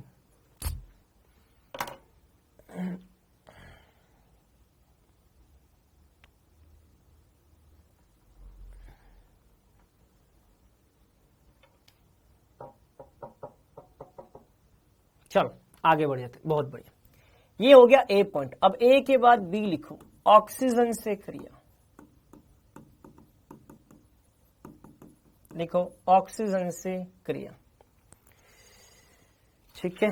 ऑक्सीजन से क्रिया, बस थोड़ा सा बचा है। ऑक्सीजन से क्रिया, फिर हेलोजन से क्रिया, और फिर अपरूपता के बाद ऑक्सीजन से क्रिया, ठीक है। अब देखो ऑक्सीजन से क्रिया करके ये EO2 तथा EO3 प्रकार के यौगिक बनाते हैं। ये लिखो, EO2 का मतलब हो गया कि अगर ऑक्सीजन ऑक्सीजन से जुड़ेगा तो O3 बनाएगा, सल्फर O2 से जुड़ेगा तो SO2 बनाएगा, सेलेनियम O2 से जुड़ेगा तो SU2 बनाएगा, टेल्यूरियम O2 से जुड़ेगा तो TeO2 बनाएगा। इसी प्रकार से EO3 की बात करें तो ऑक्सीजन O3 से जुड़ेगा तो O4 तो कुछ होता नहीं।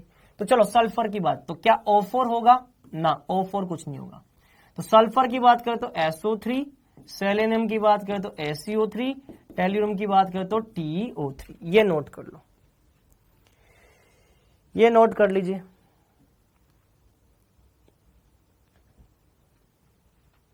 चलिए अब मुझे बता दो कि अगर आपको EO2 और EO3 इनमें अम्लीय क्षमता का क्रम पूछा जाए, कौन ज्यादा अम्लीय क्षमता के बारे में पूछा जाता है, बताओ कौन ज्यादा अम्लीय होगा? बताओ कौन ज्यादा अम्लीय होगा?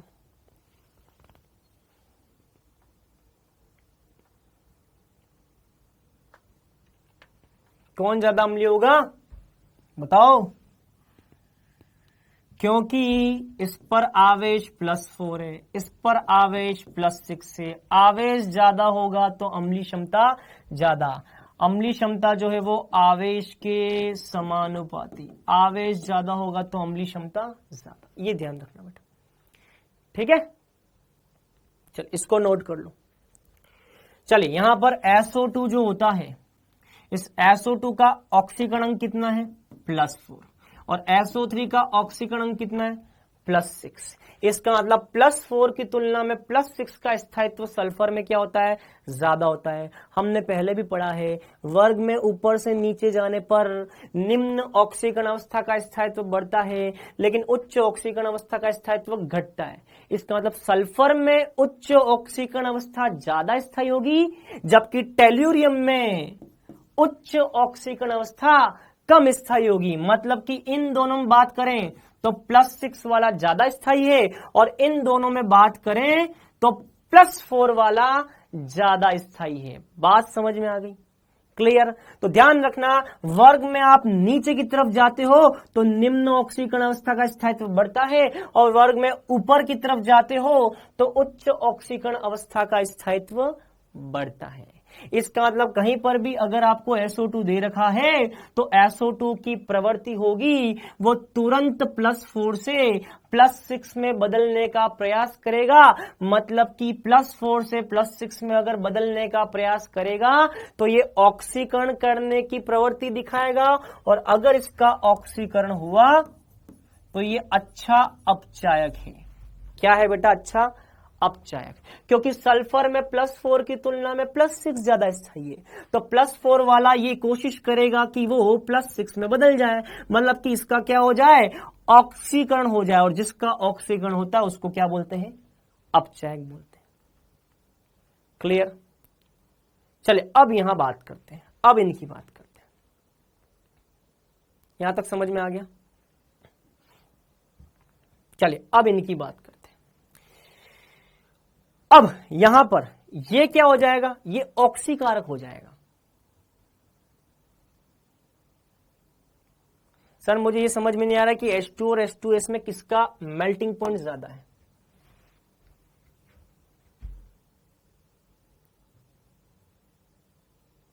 देखो किसका मेल्टिंग पॉइंट ज्यादा है। H2S की तुलना में H2 का, देखो ये निशान देखो ना, सिंबल।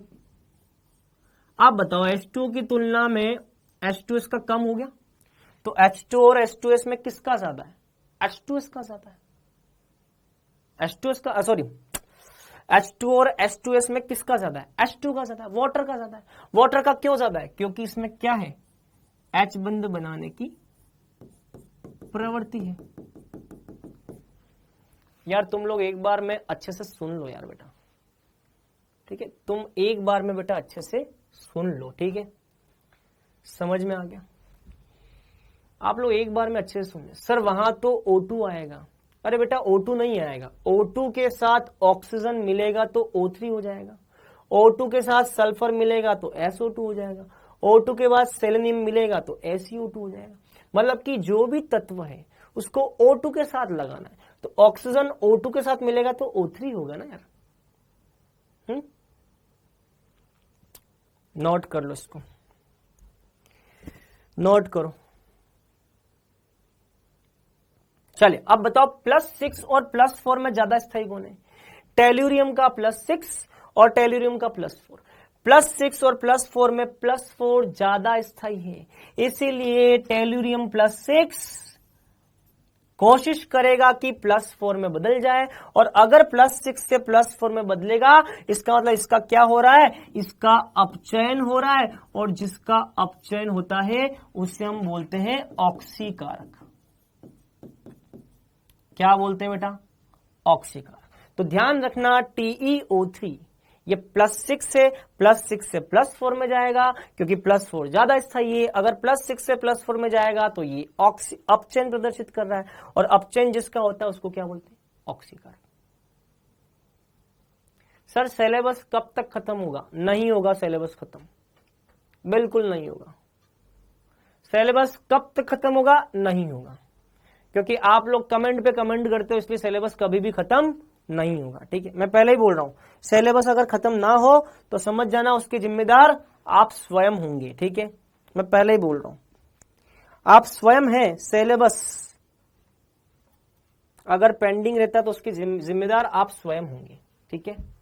चलो मुझे बताओ, ये अपचायक हो गया, इसका मतलब अपचायक क्षमता ऊपर की तरफ ज्यादा है, और अपचायक क्षमता जैसे जैसे आप नीचे जाओगे, बताओ अपचायक क्षमता जैसे जैसे आप नीचे जाओगे तो घटेगी अपचायक क्षमता,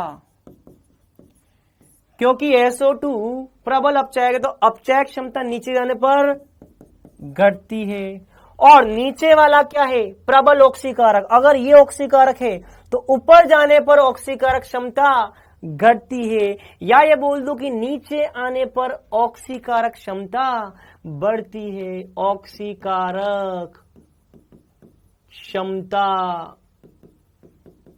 नीचे जाने पर ऑक्सीकारक क्षमता बढ़ेगी, और नीचे आने पर ऑक्सीकारक अपचायक क्षमता घटेगी। ध्यान रखना बेटा, ध्यान रखना, क्योंकि SO2 क्या है? बहुत अच्छा अपचायक। इसका मतलब नीचे आओगे तो अपचायक क्षमता घटेगी, और नीचे आओगे तो ऑक्सीकारक क्षमता बढ़ेगी, क्योंकि ये प्रबल ऑक्सीकारक है, ठीक। ये ध्यान रखना, ठीक है।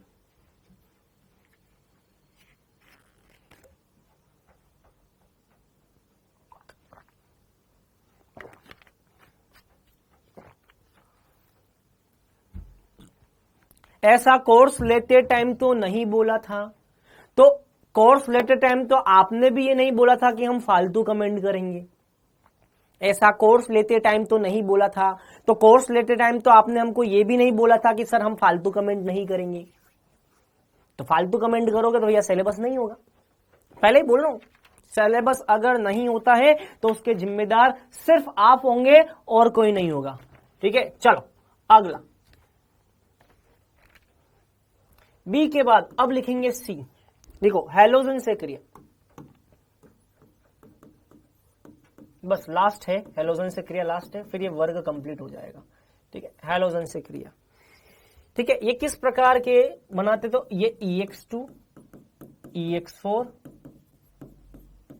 तो EX6 टाइप के बनाते हैं यौगिक, ठीक है।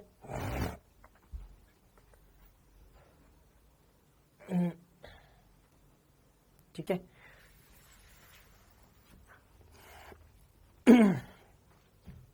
ठीक है। अच्छा मुझे बताओ, EX6 वाले जो यौगिक हैं वो सबसे ज्यादा किसके साथ स्थायी होंगी? फ्लोरीन के साथ, क्लोरीन के साथ, ब्रोमीन के साथ या आयोडीन के साथ? जल्दी से मुझे लाइव चैट में कमेंट करके बताओ। ये EX6 वाले यौगिक जो हैं इनको हम बोलते हैं हेक्साहेलाइड। बताओ हेक्साहेलाइडों में सबसे ज्यादा स्थायी हेक्साहेलाइड कौन होगा? जब यहां पे X का मान क्या होगा? फ्लोरीन होगा या X की जगह क्लोरीन, ब्रोमीन, आयोडीन, क्या होगा बताओ? बहुत बढ़िया, बहुत बढ़िया। जब भी यहां X की जगह फ्लोरीन होगा तो ये सबसे ज्यादा स्थायी होगा, क्योंकि अभी मैंने थोड़ी देर पहले बोला था फ्लोरीन बहुत अच्छा ऑक्सीकारक है, और अगर ये बहुत अच्छा ऑक्सीकारक है तो इसकी प्रवृत्ति होगी कि उच्च ऑक्सीकरण अवस्था में ये सबसे ज्यादा स्थायी यौगिक बनाएगा। इसका मतलब फ्लोरीन प्रबल ऑक्सीकारक है, मतलब कि यही सबसे ज्यादा स्थायी बनाएगा। फिर ECl6, EBr6 और EI6, ये स्थायित्व का क्रम है। और थोड़ा ये भी सोच लो यार, ये भी तो सोच लो कि आयोडीन का आकार बहुत बड़ा होता है, तो आप सोचो केंद्रीय परमाणु के चारों तरफ 6 बड़े बड़े आयोडीन त्रिविम बाधा उत्पन्न करेंगे। यहां पे 6 बड़े आयोडीन परमाणु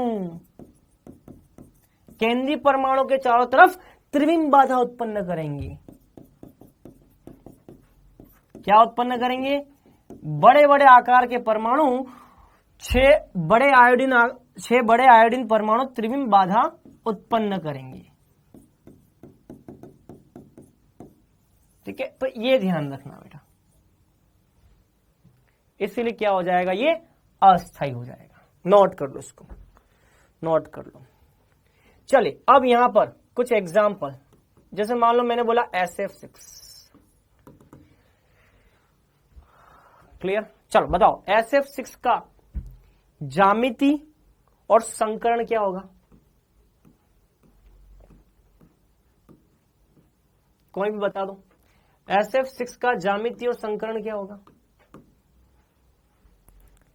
क्योंकि सल्फर की बाहरी कक्षा में कितने इलेक्ट्रॉन है? 6 इलेक्ट्रॉन हैं। अगर सल्फर की बाहरी कक्षा में 6 इलेक्ट्रॉन है, कैसे पता चला? क्योंकि सल्फर का बाहरी कक्षा का विन्यास क्या होता है? 3s2 3p4, मतलब 2 + 4 कितना हो गया? 6। सल्फर की बाहरी कक्षा में 6 इलेक्ट्रॉन है।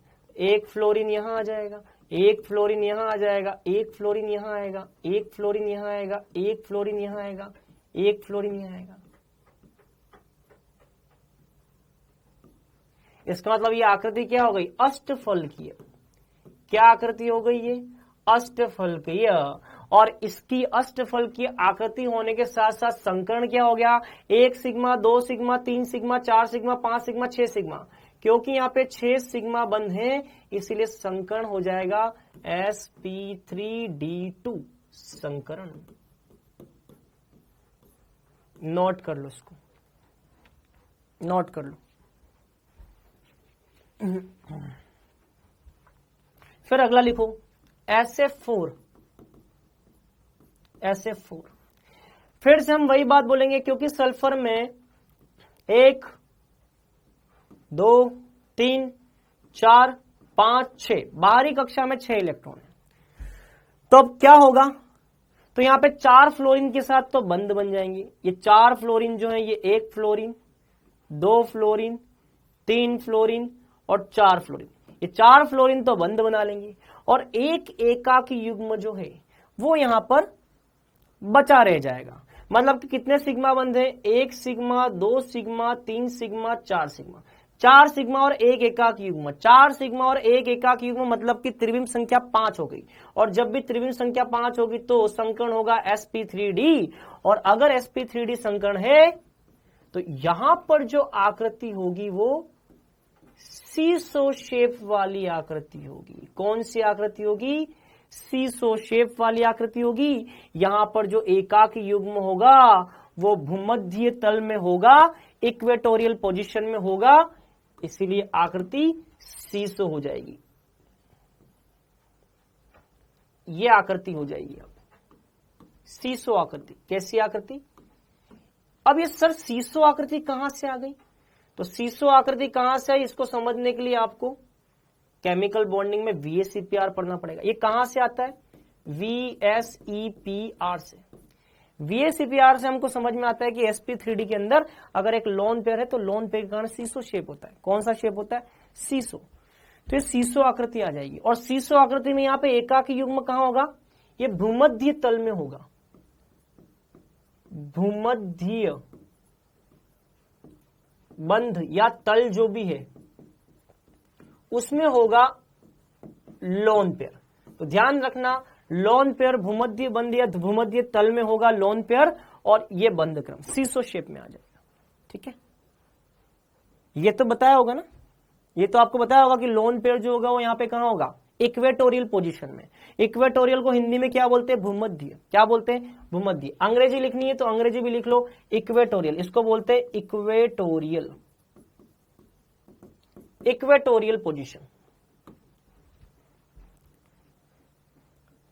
ठीक है, चलो यहां तक की बात हो गई। अब आगे की बात करते हैं। अरे हो गया, हो गया, आगे बढ़ जाएं।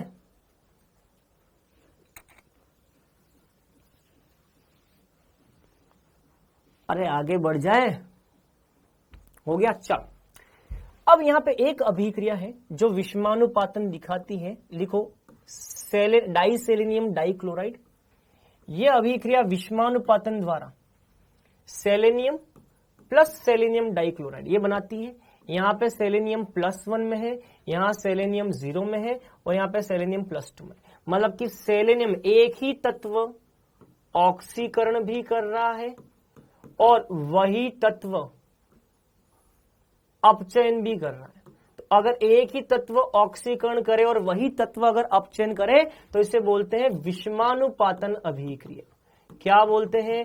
विषमानुपातन अभिक्रिया। यदि किसी अभिक्रिया में एक ही तत्व, वही तत्व ऑक्सीकरण करे और वही तत्व अपचयन करे तो इसका मतलब विषमानुपातन अभिक्रिया। नोट कर लो, ये समझ में आ गई? समझ में आ गई अभिक्रिया? तो अब कुछ क्वेश्चन लिखो। लिखो क्वेश्चन। अम्लीय क्षमता H2S की तुलना में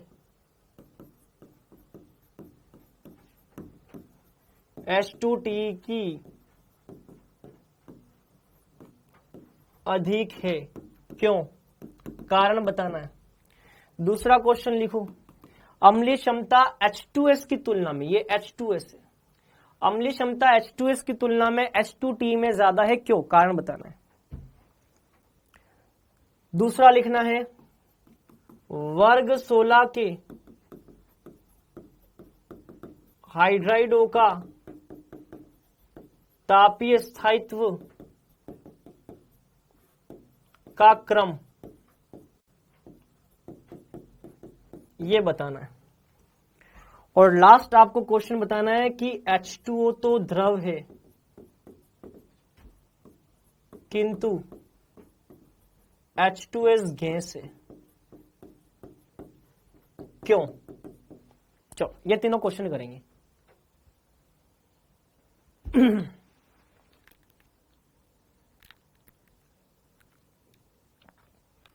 बताओ क्या आएगा? अम्लीय क्षमता H2S की अम्लीय क्षमता H2S की तुलना में H2T की ज्यादा है, क्यों? क्योंकि मैंने आपको बताया था अगर हम बात करें बंध लंबाई की तो बंध लंबाई H2S की तुलना में H2T की क्या है? ज्यादा। क्योंकि बंध लंबाई इसकी ज्यादा है इसीलिए बंध ऊर्जा H2S की तुलना में H2T की कम हो जाएगी। क्योंकि बंध लंबाई H2T की ज्यादा है इसलिए बंध ऊर्जा H2T की कम हो जाएगी, और अगर बंध ऊर्जा कम होगी तो अम्लीय क्षमता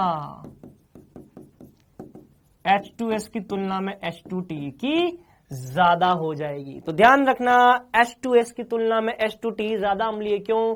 क्योंकि H2S की तुलना में H2T का बंध आसानी से टूट जाता है, बंध लंबाई ज्यादा होती है, बंध आसानी से टूटेगा, और बंध अगर आसानी से टूटेगा तो ये आसानी से क्या देगा? H+ दे देगा। समझ में आया? ये कारण बंध लंबाई का क्रम ये है। तो बिकॉज चूंकि बंध लंबाई ये होती है इसीलिए बंद ऊर्जा ये है और बंद ऊर्जा ये है, इसीलिए अम्लीय क्षमता क्या हो जाएगी, अम्लीय क्षमता H2S की H2T से ज्यादा हो जाएगी। 16 के हाइड्राइड होगा तापीय स्थायित्व। तापीय स्थायित्व क्या होता है बताया था, H2S उससे कम, H2SE उससे कम, H2O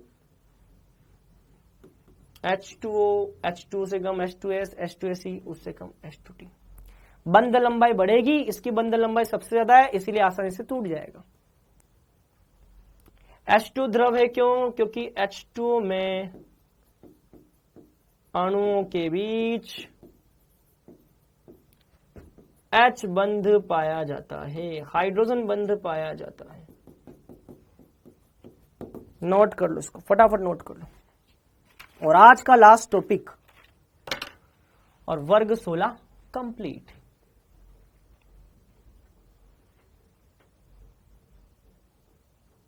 वर्ग 16 कंप्लीट हो जाएगा। आज का लास्ट टॉपिक, आज का लास्ट टॉपिक है सल्फर की अपर रूपता, और इसके साथ ही वर्ग 16 समाप्त हो जाएगा। सल्फर के दो अपर रूप हैं, एक होता है बेटा रोम्बिक सल्फर और एक होता है monoclinic sulphur. Rhombic sulphur, monoclinic sulphur, ठीक है। चलो, रोम्बिक सल्फर और मोनोक्लिनिक सल्फर क्या है, तो देखो, रोम्बिक सल्फर से अगर मोनोक्लिनिक सल्फर चाहिए तो आपको 363 केल्विन से ज्यादा पर क्या करना पड़ेगा, गर्म करना पड़ेगा। और मोनोक्लिनिक से रोम्बिक चाहिए तो 363 केल्विन से कम पर गर्म करना पड़ेगा। तो ध्यान रखना, रोम्बिक से अगर मोनोक्लिनिक चाहिए तो 363 से ज्यादा पर गर्म करना पड़ेगा, और मोनोक्लिनिक से रोम्बिक चाहिए तो 363 से कम पर गर्म करना पड़ेगा। इसका मतलब ये जो 363 केल्विन है, इसको संक्रमण ताप बोलते हैं। क्या बोलते हैं इसको, संक्रमण ताप कहते हैं। क्यों, क्योंकि ये वह ताप है जिस पर रोम्बिक और मोनोक्लिनिक दोनों सल्फर पाए जाते हैं। तो ये वह ताप है, यह वह ताप है जिस पर रोम्बिक तथा मोनोक्लिनिक दोनों सल्फर उपस्थित होते हैं। इसका मतलब अगर 363 केल्विन से ज्यादा का टेम्परेचर हो गया तो मोनोक्लिनिक मिल जाएगा, और 363 से कम का टेम्परेचर हो गया तो रोम्बिक मिल जाएगा। नोट कर लो बेटा, इसको नोट कर लो, ठीक है, ठीक है। अच्छा, फिर उससे आगे की बात, यह पानी में अविलेय है, लेकिन कार्बनिक विलायक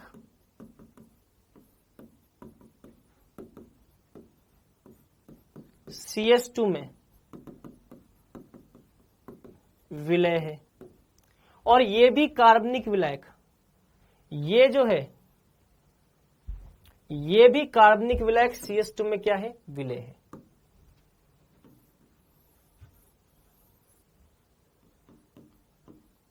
यह भी CH2 में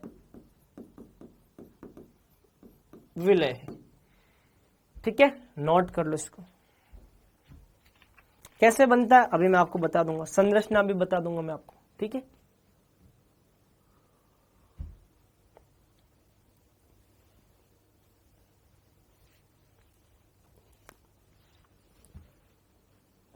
ठीक है, यहाँ, हाँ बिल्कुल, यहाँ पे 369 कर लेना, 363 की जगह बेटा या 369 कर लेना, इसको सही कर लो। 363 की जगह 369 कर लो, 369 कर लो इसको,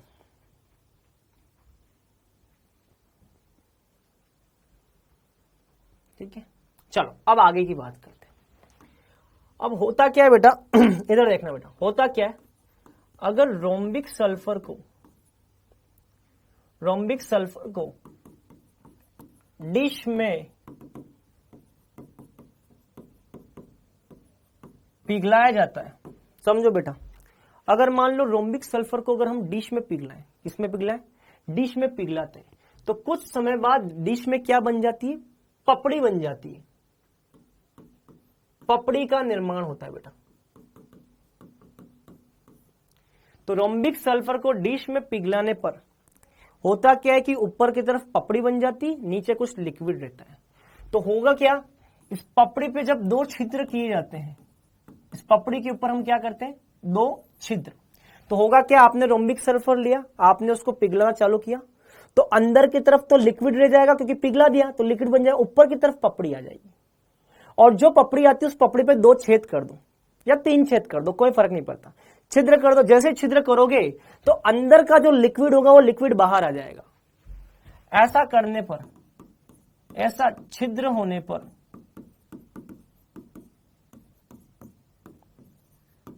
अंदर का द्रव बाहर निकलता है, और जैसे अंदर का द्रव बाहर निकलेगा तो उसके पश्चात जो भी पार्ट पपड़ी के नीचे रह जाएगा उसमें आपको सुई के आकार के क्रिस्टल दिखाई देंगे।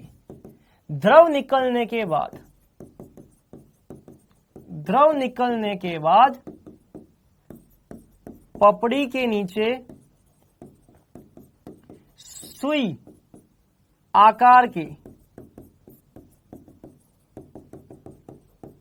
क्रिस्टल बनते हैं, और यही क्रिस्टल क्या होते हैं, मोनोक्लिनिक सल्फर। तो ध्यान रखना, रोम्बिक सल्फर से अगर मोनोक्लिनिक सल्फर बनाना है तो हम क्या करते हैं, रोम्बिक सल्फर को डिश में पिघलाते हैं, और डिश में जब पिघलाओगे तो पिघलाने पर क्या होगा, अंदर तो लिक्विड बन जाएगा और ऊपर पपड़ी आ जाएगी। अब उस पपड़ी में ऊपर अगर आप छिद्र करोगे तो छिद्र से अंदर का लिक्विड बाहर आ जाएगा। जब लिक्विड बाहर आ गया तो जो भी अंदर क्रिस्टल, सुई के आकार के क्रिस्टल आपको दिखाई देंगे, वो क्रिस्टल अंदर ही रहते हैं। वो क्रिस्टल जो सुई के आकार के आपको अंदर दिखाई देंगे वही होता है बेटा मोनोक्लिनिक सल्फर। समझ में आ गया? तो ये यहां पर मोनोक्लिनिक सल्फर, रोम्बिक सल्फर से हम कैसे प्रयोगशाला में बना सकते हैं उसकी विधि है। अब आगे की बात करते हैं, last and final point. Sulphur जो होता है वो एसिड अणु के रूप में रहता है। किस रूप में रहता है? एसिड। चाहे रोम्बिक हो चाहे मोनोक्लिनिक हो, दोनों किस रूप में रहता है? एसिड के रूप में। किस रूप में? एसिड के रूप में। तो ये एसिड अणु का जो शेप होता है ये क्राउन शेप होता है बेटा। कैसा शेप होता है? Crown shape. महारानी का जो क्राउन होता है ना वैसा, तो इस शेप में इसकी आकृति पाई जाती है। ऐसे मैं फिर बना लेता हूं एक बार, इसको थोड़ा तमीज से बना लेता हूं। महारानी का जो क्राउन होता है ना वैसा दिखाई देता है, और इसका हर एक कोना सल्फर परमाणु से बना होता है। ये पहला सल्फर परमाणु, ये दूसरा सल्फर परमाणु, ये तीसरा सल्फर, चौथा, पांचवा, छठा, सातवां और आठवां। ये हो गया एसिड की शेप। तो ये जो एक क्राउन शेप में होता है, चाहे रोम्बिक हो चाहे मोनोक्लिनिक हो, दोनों की इसी क्राउन शेप होती है। 8 परमाणु जो होते हैं वो ऐसे क्राउन शेप में व्यवस्थित होते हैं बेटा, ये क्राउन शेप में। और हर एक कोना सल्फर परमाणु को डिसाइड करता है। यहां पे जो कोने हैं, ये कोनों पर क्या लगा हुआ है? सल्फर परमाणु। तो क्राउन शेप होता है इसका। अच्छा, एक और होता है यहां पर S6, एक और होता है यहां पर S6। S6 जो होता है बेटा, इसकी आकृति कुर्सी नुमा होती है, चेयर शेप। चेयर शेप का मतलब कुछ ऐसा, कुर्सी होती है ना, कुर्सी की तरह इसकी आकृति होती है। और यहां पर भी हर एक कोना सल्फर परमाणु को निर्धारित करता है। ये सल्फर परमाणु हर एक कोने पर, ये सल्फर परमाणु।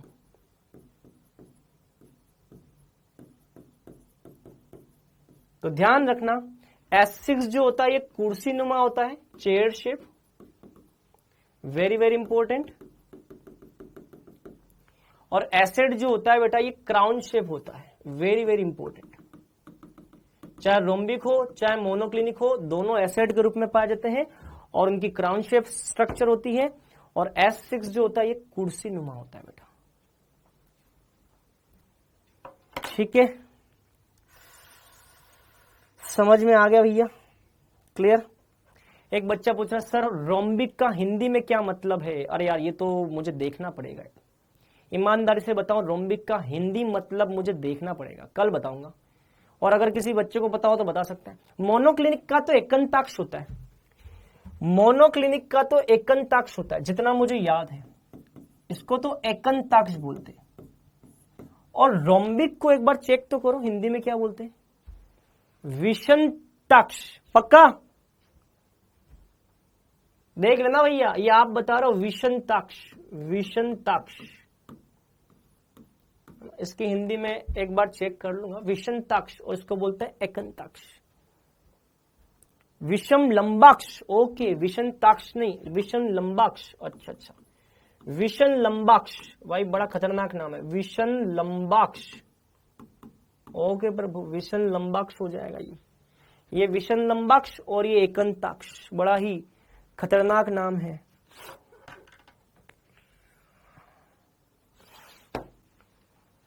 साइक्लोहेक्सेन का भी स्ट्रक्चर जो होता है वो चेयर शेप में होता है, बिल्कुल बिल्कुल सही, ठीक है।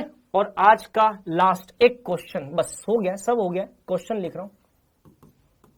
S2 अनुचुंबकीय है क्यों?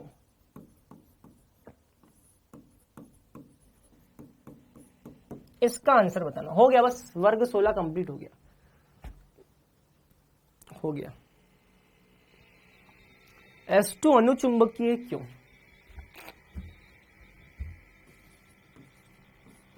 इसका आंसर हमको मिलेगा MOT में। किसमें मिलेगा? MOT में। अगर आपको याद हो तो MOT में सर ने आपको इसका विन्यास लिखवाएगा, sigma 1s2, sigma 1s star 2, sigma 2s2, sigma 2s star 2, sigma 2pz2, और फिर लिखवाएगा सर ने आपको पाई 2px इक्वल पाई 2py 2, और फिर यहां पे होगा पाई 2px स्टार बराबर पाई 2py स्टार। इसमें एक एक होता है बेटा, याद है आपको? याद है ना? तो ध्यान से देखो, O2 के पास 2 अयुग्मित इलेक्ट्रॉन है, यहां पे देखो है O2 के पास 2 अयुग्मित इलेक्ट्रॉन। तो जैसे O2 के पाई स्टार में 2 अयुग्मित इलेक्ट्रॉन होते हैं, इसीलिए O2 क्या होता है? अनुचुंबकीय। ठीक उसी प्रकार से O2 के नीचे आता है S2, मतलब कि O2 के परिवार का ही होता है S2। ये भी O2 के परिवार का ही है, O2 के वर्ग का है।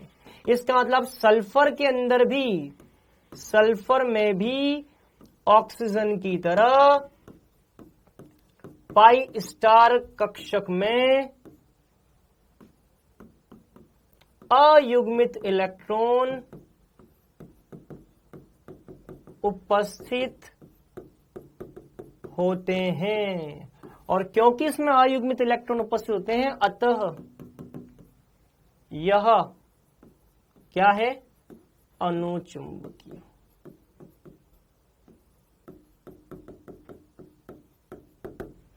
समझ में आ गया? क्लियर? यहां तक की बात क्लियर है? ये हो गया भैया आपका आज का काम तमाम। ठीक है, ये वर्ग 16 कंप्लीट हो गया।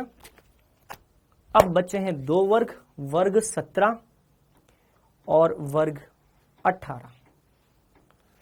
ठीक है, कल हम वर्ग 17 देखेंगे और फिर हम वर्ग 18, और इस तरह से चैप्टर अगले 2 दिन में पी ब्लॉक भी समाप्त। ठीक है फिर हम देखते हैं, स्टार्ट करेंगे, फिर हम स्टार्ट करेंगे। एक बच्चे का डाउट है, मैं बता देता हूं। सर ये डाउट बता दीजिए। ये लो, आपने क्वेश्चन शायद ऐसा कुछ भेजा है, OH यहाँ पे सोडियम लिखा हुआ है और फिर यहाँ पे लिखा हुआ है CH3I, ऐसा ही कुछ है ना? क्वेश्चन मेरे ख्याल से, है ना। जहां पे चलो, जहां पे भी कोई बात नहीं, मुझे क्वेश्चन प्रॉपर मैंने देख नहीं पाया हूं। ध्यान रखना कंपाउंड में जहां पे भी OH दे रखा है ना, तो इन दोनों के बीच में अम्ल क्षार अभिक्रिया होगी बेटा। एक बच्चे ने डाउट पूछा है, मैं बता देता हूं उसको। जब इन दोनों के बीच में अम्ल क्षार अभिक्रिया होगी तो जहां पर OH था वहां पे बन जाएगा O माइनस Na+, और साथ ही साथ क्या निकल जाएगी, H2 गैस निकल जाएगी। और फिर ये जो O माइनस है, फिर ये जो O माइनस है, फिर ये जो O माइनस है, क्योंकि हेलोजन की विद्युत ऋणता ज्यादा होती है तो इस पे माइनस आएगा, कार्बन पे प्लस आएगा। ये जो O माइनस है वो इस पे आक्रमण करेगा, यहां से आयोडीन निकल जाएगा, तो ये बन जाएगा O, ये ऑक्सीजन जाकर के लग जाएगा CH3 से। ये आंसर आ जाएगा, ठीक है, ये आंसर आ जाएगा। तो पहले OH, जहां पर भी OH है वहां से हाइड्रोजन निकाल दो और ONA बना दो। O पे माइनस आएगा, ये माइनस CH3 से ये बन जाएगा, ठीक है, ठीक है।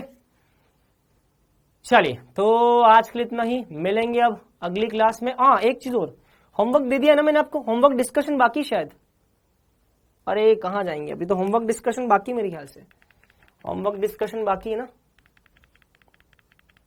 चलो 2 मिनट होमवर्क डिस्कशन पे लगा देते हैं।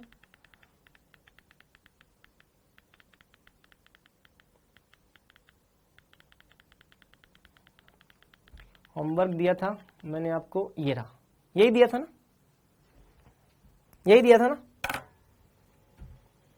चलो बताओ, B+3 जलीय विलयन में अस्तित्व नहीं रखता, क्यों? क्योंकि आपको बता रखा है B+3 जो है वो असंगत व्यवहार दिखाता है, और असंगत व्यवहार दिखाता है क्यों? क्योंकि उसका आकार छोटा है और अधिक आवेश है, ठीक है। निम्न अभिक्रिया में, इस अभिक्रिया में बताओ, ये तो कर लिया होगा, बताओ BOH का होल थ्राइस बोरिक अम्ल, बताओ बोरिक अम्ल क्या है? इसको आप ऐसे भी लिख सकते हो, H3BO3, ऐसे भी लिख सकते हो।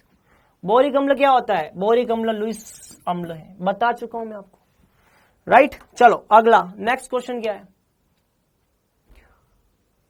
ये भी बताया था मैंने आपको बताया था, आप याद करो, मैंने आपको बताया था एक एग्जाम्पल, लेड और आयोडीन के बंध निर्माण से इतनी ऊर्जा उत्पन्न नहीं होती कि वो इलेक्ट्रॉन का क्या करे, उत्तेजन करे। तो ध्यान रखना, परमाणु संख्या बढ़ने के साथ पी ब्लॉक में उच्च ऑक्सीकरण अवस्था का स्थायित्व क्यों घटता है? क्योंकि 6s2 के उत्तेजन के लिए जितनी ऊर्जा चाहिए वो ऊर्जा लेड और आयोडीन के बंध निर्माण से उत्पन्न नहीं होती। तो इसको अयुग्मित करने के लिए जो आवश्यक ऊर्जा है वो बंध निर्माण से हमको नहीं मिल पाती। सेकंड आ जाएगा, समझ में आया? चलो अगला क्या? बोरेक्स। बोरेक्स आपको पता है, मैंने बताया था Na2B4O7.10H2। बोरेक्स मैंने आपको बता रखा है Na2B4O7। अच्छा एलुमिना, एलुमिना का फॉर्मूला होता है Al2O3। क्या होता है? Al2O3। Al2O3 क्या है? Al2O3 उभयधर्मी होता है Al2O3, ठीक है। अगला +1 ऑक्सीकरण। अरे अक्रिय युग्म प्रभाव, अक्रिय युग्म प्रभाव किसके अंदर ज्यादा प्रभावी होता है? थेलियम के अंदर +1 दिखाता है।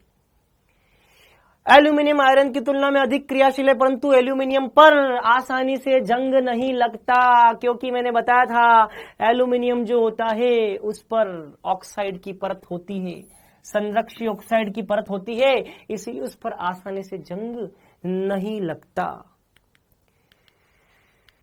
अगला, एल्यूमिनियम किसके साथ अभिक्रिया नहीं करता? याद करो, एल्यूमिनियम NaOH के साथ अभिक्रिया करके NaLOH का होल 4 बनाता है, HCl के साथ अभिक्रिया करके LCl3 बनाता है, N2 के साथ एल्यूमिनियम अभिक्रिया करके याद करो Ln बनाता है। लेकिन नाइट्रिक एसिड के साथ अभिक्रिया मैंने नहीं लिखवाई है, क्योंकि नहीं करता। क्यों नहीं करता? क्योंकि ऑक्साइड की रक्षी परत बनाता है, ऑक्साइड की अपनी सतह पर रक्षी परत बनाता है, इसलिए HNO3 के साथ अभिक्रिया नहीं करता। B2O3 क्या है? अरे भैया अभी बताया था, Al2O3 उभयधर्मी होता है, लेकिन B2O3 तो नॉन मेटल का ऑक्साइड, अधातु के ऑक्साइड क्या होते हैं? अम्लीय। बहुत बढ़िया। कौन सा अच्छा चालक है? अरे हीरा, ग्रेफाइट, कोयला, ये भी बता रखा है, ग्रेफाइट। सारे क्वेश्चन बहुत आसान है, बहुत आसान है। कौन जल अपघटन नहीं करता? जिसके पास रिक्त 3D कक्षक नहीं होते हैं। कार्बन के पास रिक्त 3D कक्षक नहीं होते हैं। कौन सा एक ऑक्साइड उदासीन है? बहुत आसान है, CO उदासीन होता है। नोट्स खोल के देखो, सारे क्वेश्चन मिल जाएंगे। नोट्स खोल करके देखिए, सारे क्वेश्चन के आंसर मैंने नोट्स में लिखवा रखे हैं। अच्छा, आप लोग मुझे बताओ, क्या ये सारे, कौन उदासीन है, कौन अम्लीय है, किसका जल अपघटन नहीं होता, सारी चीजें मैंने नोट्स में लिखवाई है? कमेंट करके बताओ, क्या सारी चीजें, किसका अपघटन नहीं होगा लिखवाया था, किसके पास अम्लीय ऑक्साइड है लिखवाया था, कौन उभयधर्मी बनाएगा लिखवाया था, कौन उदासीन है लिखवाया था, सारे लिखवा रखे। हाँ, ये क्वेश्चन बढ़िया, ये मैं बता देता हूं आपको। CaC2 जो है, तो CaC2 में कैल्शियम पे +2 होता है, C2 पे -2 होता है। तो अगर मैं बात करूं C2 की, तो 2 कार्बन है, तो ये 2 कार्बन, 2 माइनस है, 1 माइनस 1 माइनस, इसको कार्बाइड बोलते हैं। 1 सिग्मा हो जाएगा और 2 पाई हो जाएंगे। 1 सिग्मा 2 पाई, सिंपल।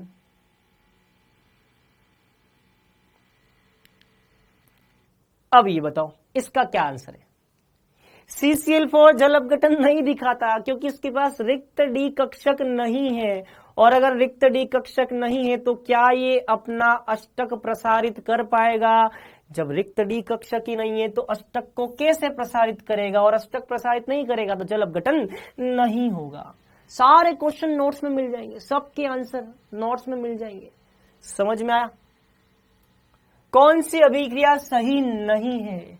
आपको बता रखा है, कार्बन जो है वो सहसंयोजकता 4 से ज्यादा नहीं दिखाता। अगर कार्बन 4 से ज्यादा सहसंयोजकता नहीं दिखाता तो फिर ये 6 बंध कैसे बनाएगा मेरे भाई? इसका मतलब पहली अभिक्रिया गलत है। कार्बन कभी भी 6 बंध नहीं बना सकता क्योंकि वो 6 से ज्यादा सहसंयोजकता नहीं दिखाता।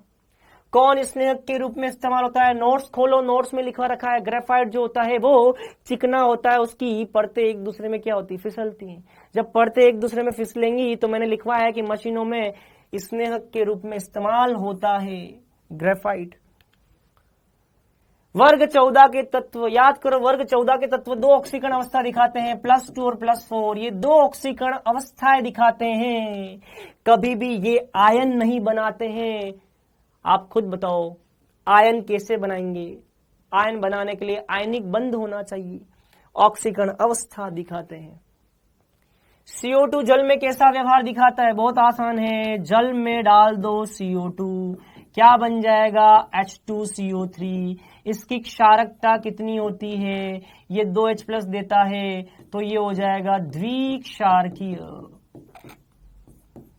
क्योंकि H2CO3 जल में 2H+ देता है इसलिए इसको बोलते हैं द्विक्षारकीय। 3 देगा तो त्रिक्षारकीय, मतलब कि द्विक्षारकीय अम्ल के रूप में रहता है। H2CO3 द्विक्षारकीय अम्ल के रूप में रहता है। बस यहां तक था।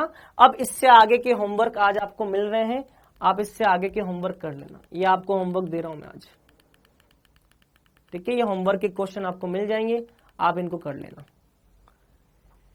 ठीक है? चलिए, एक बच्चा बार बार क्वेश्चन पूछ रहा है तो मैं बताता हूं उसका जवाब।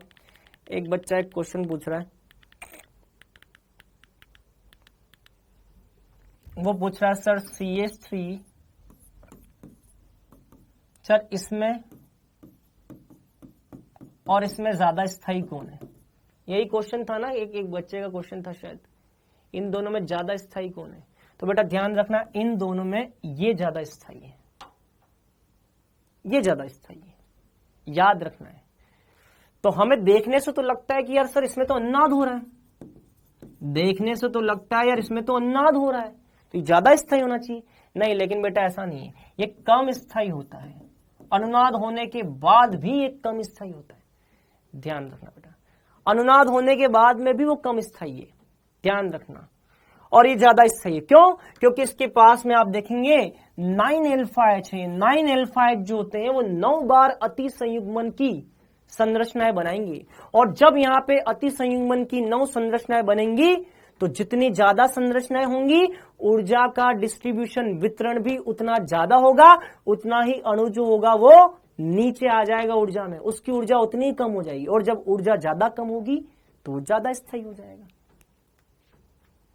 ठीक है, क्लियर हो गया? आज का काम तमाम। हाँ, 3 डिग्री वाला ज्यादा स्थायी है। चले अब चलिए, तो होमवर्क आपको स्लाइड में मिल जाएंगे, आप कर लेना। और 2 ग्रुप जो बच्चे हो उनको हम अगले 2 लेक्चर में फिनिश कर देंगे। ठीक है, चैप्टर फिनिश हो जाएगा। चलिए बच्चों, तो आज के लिए इतना ही। Best of luck.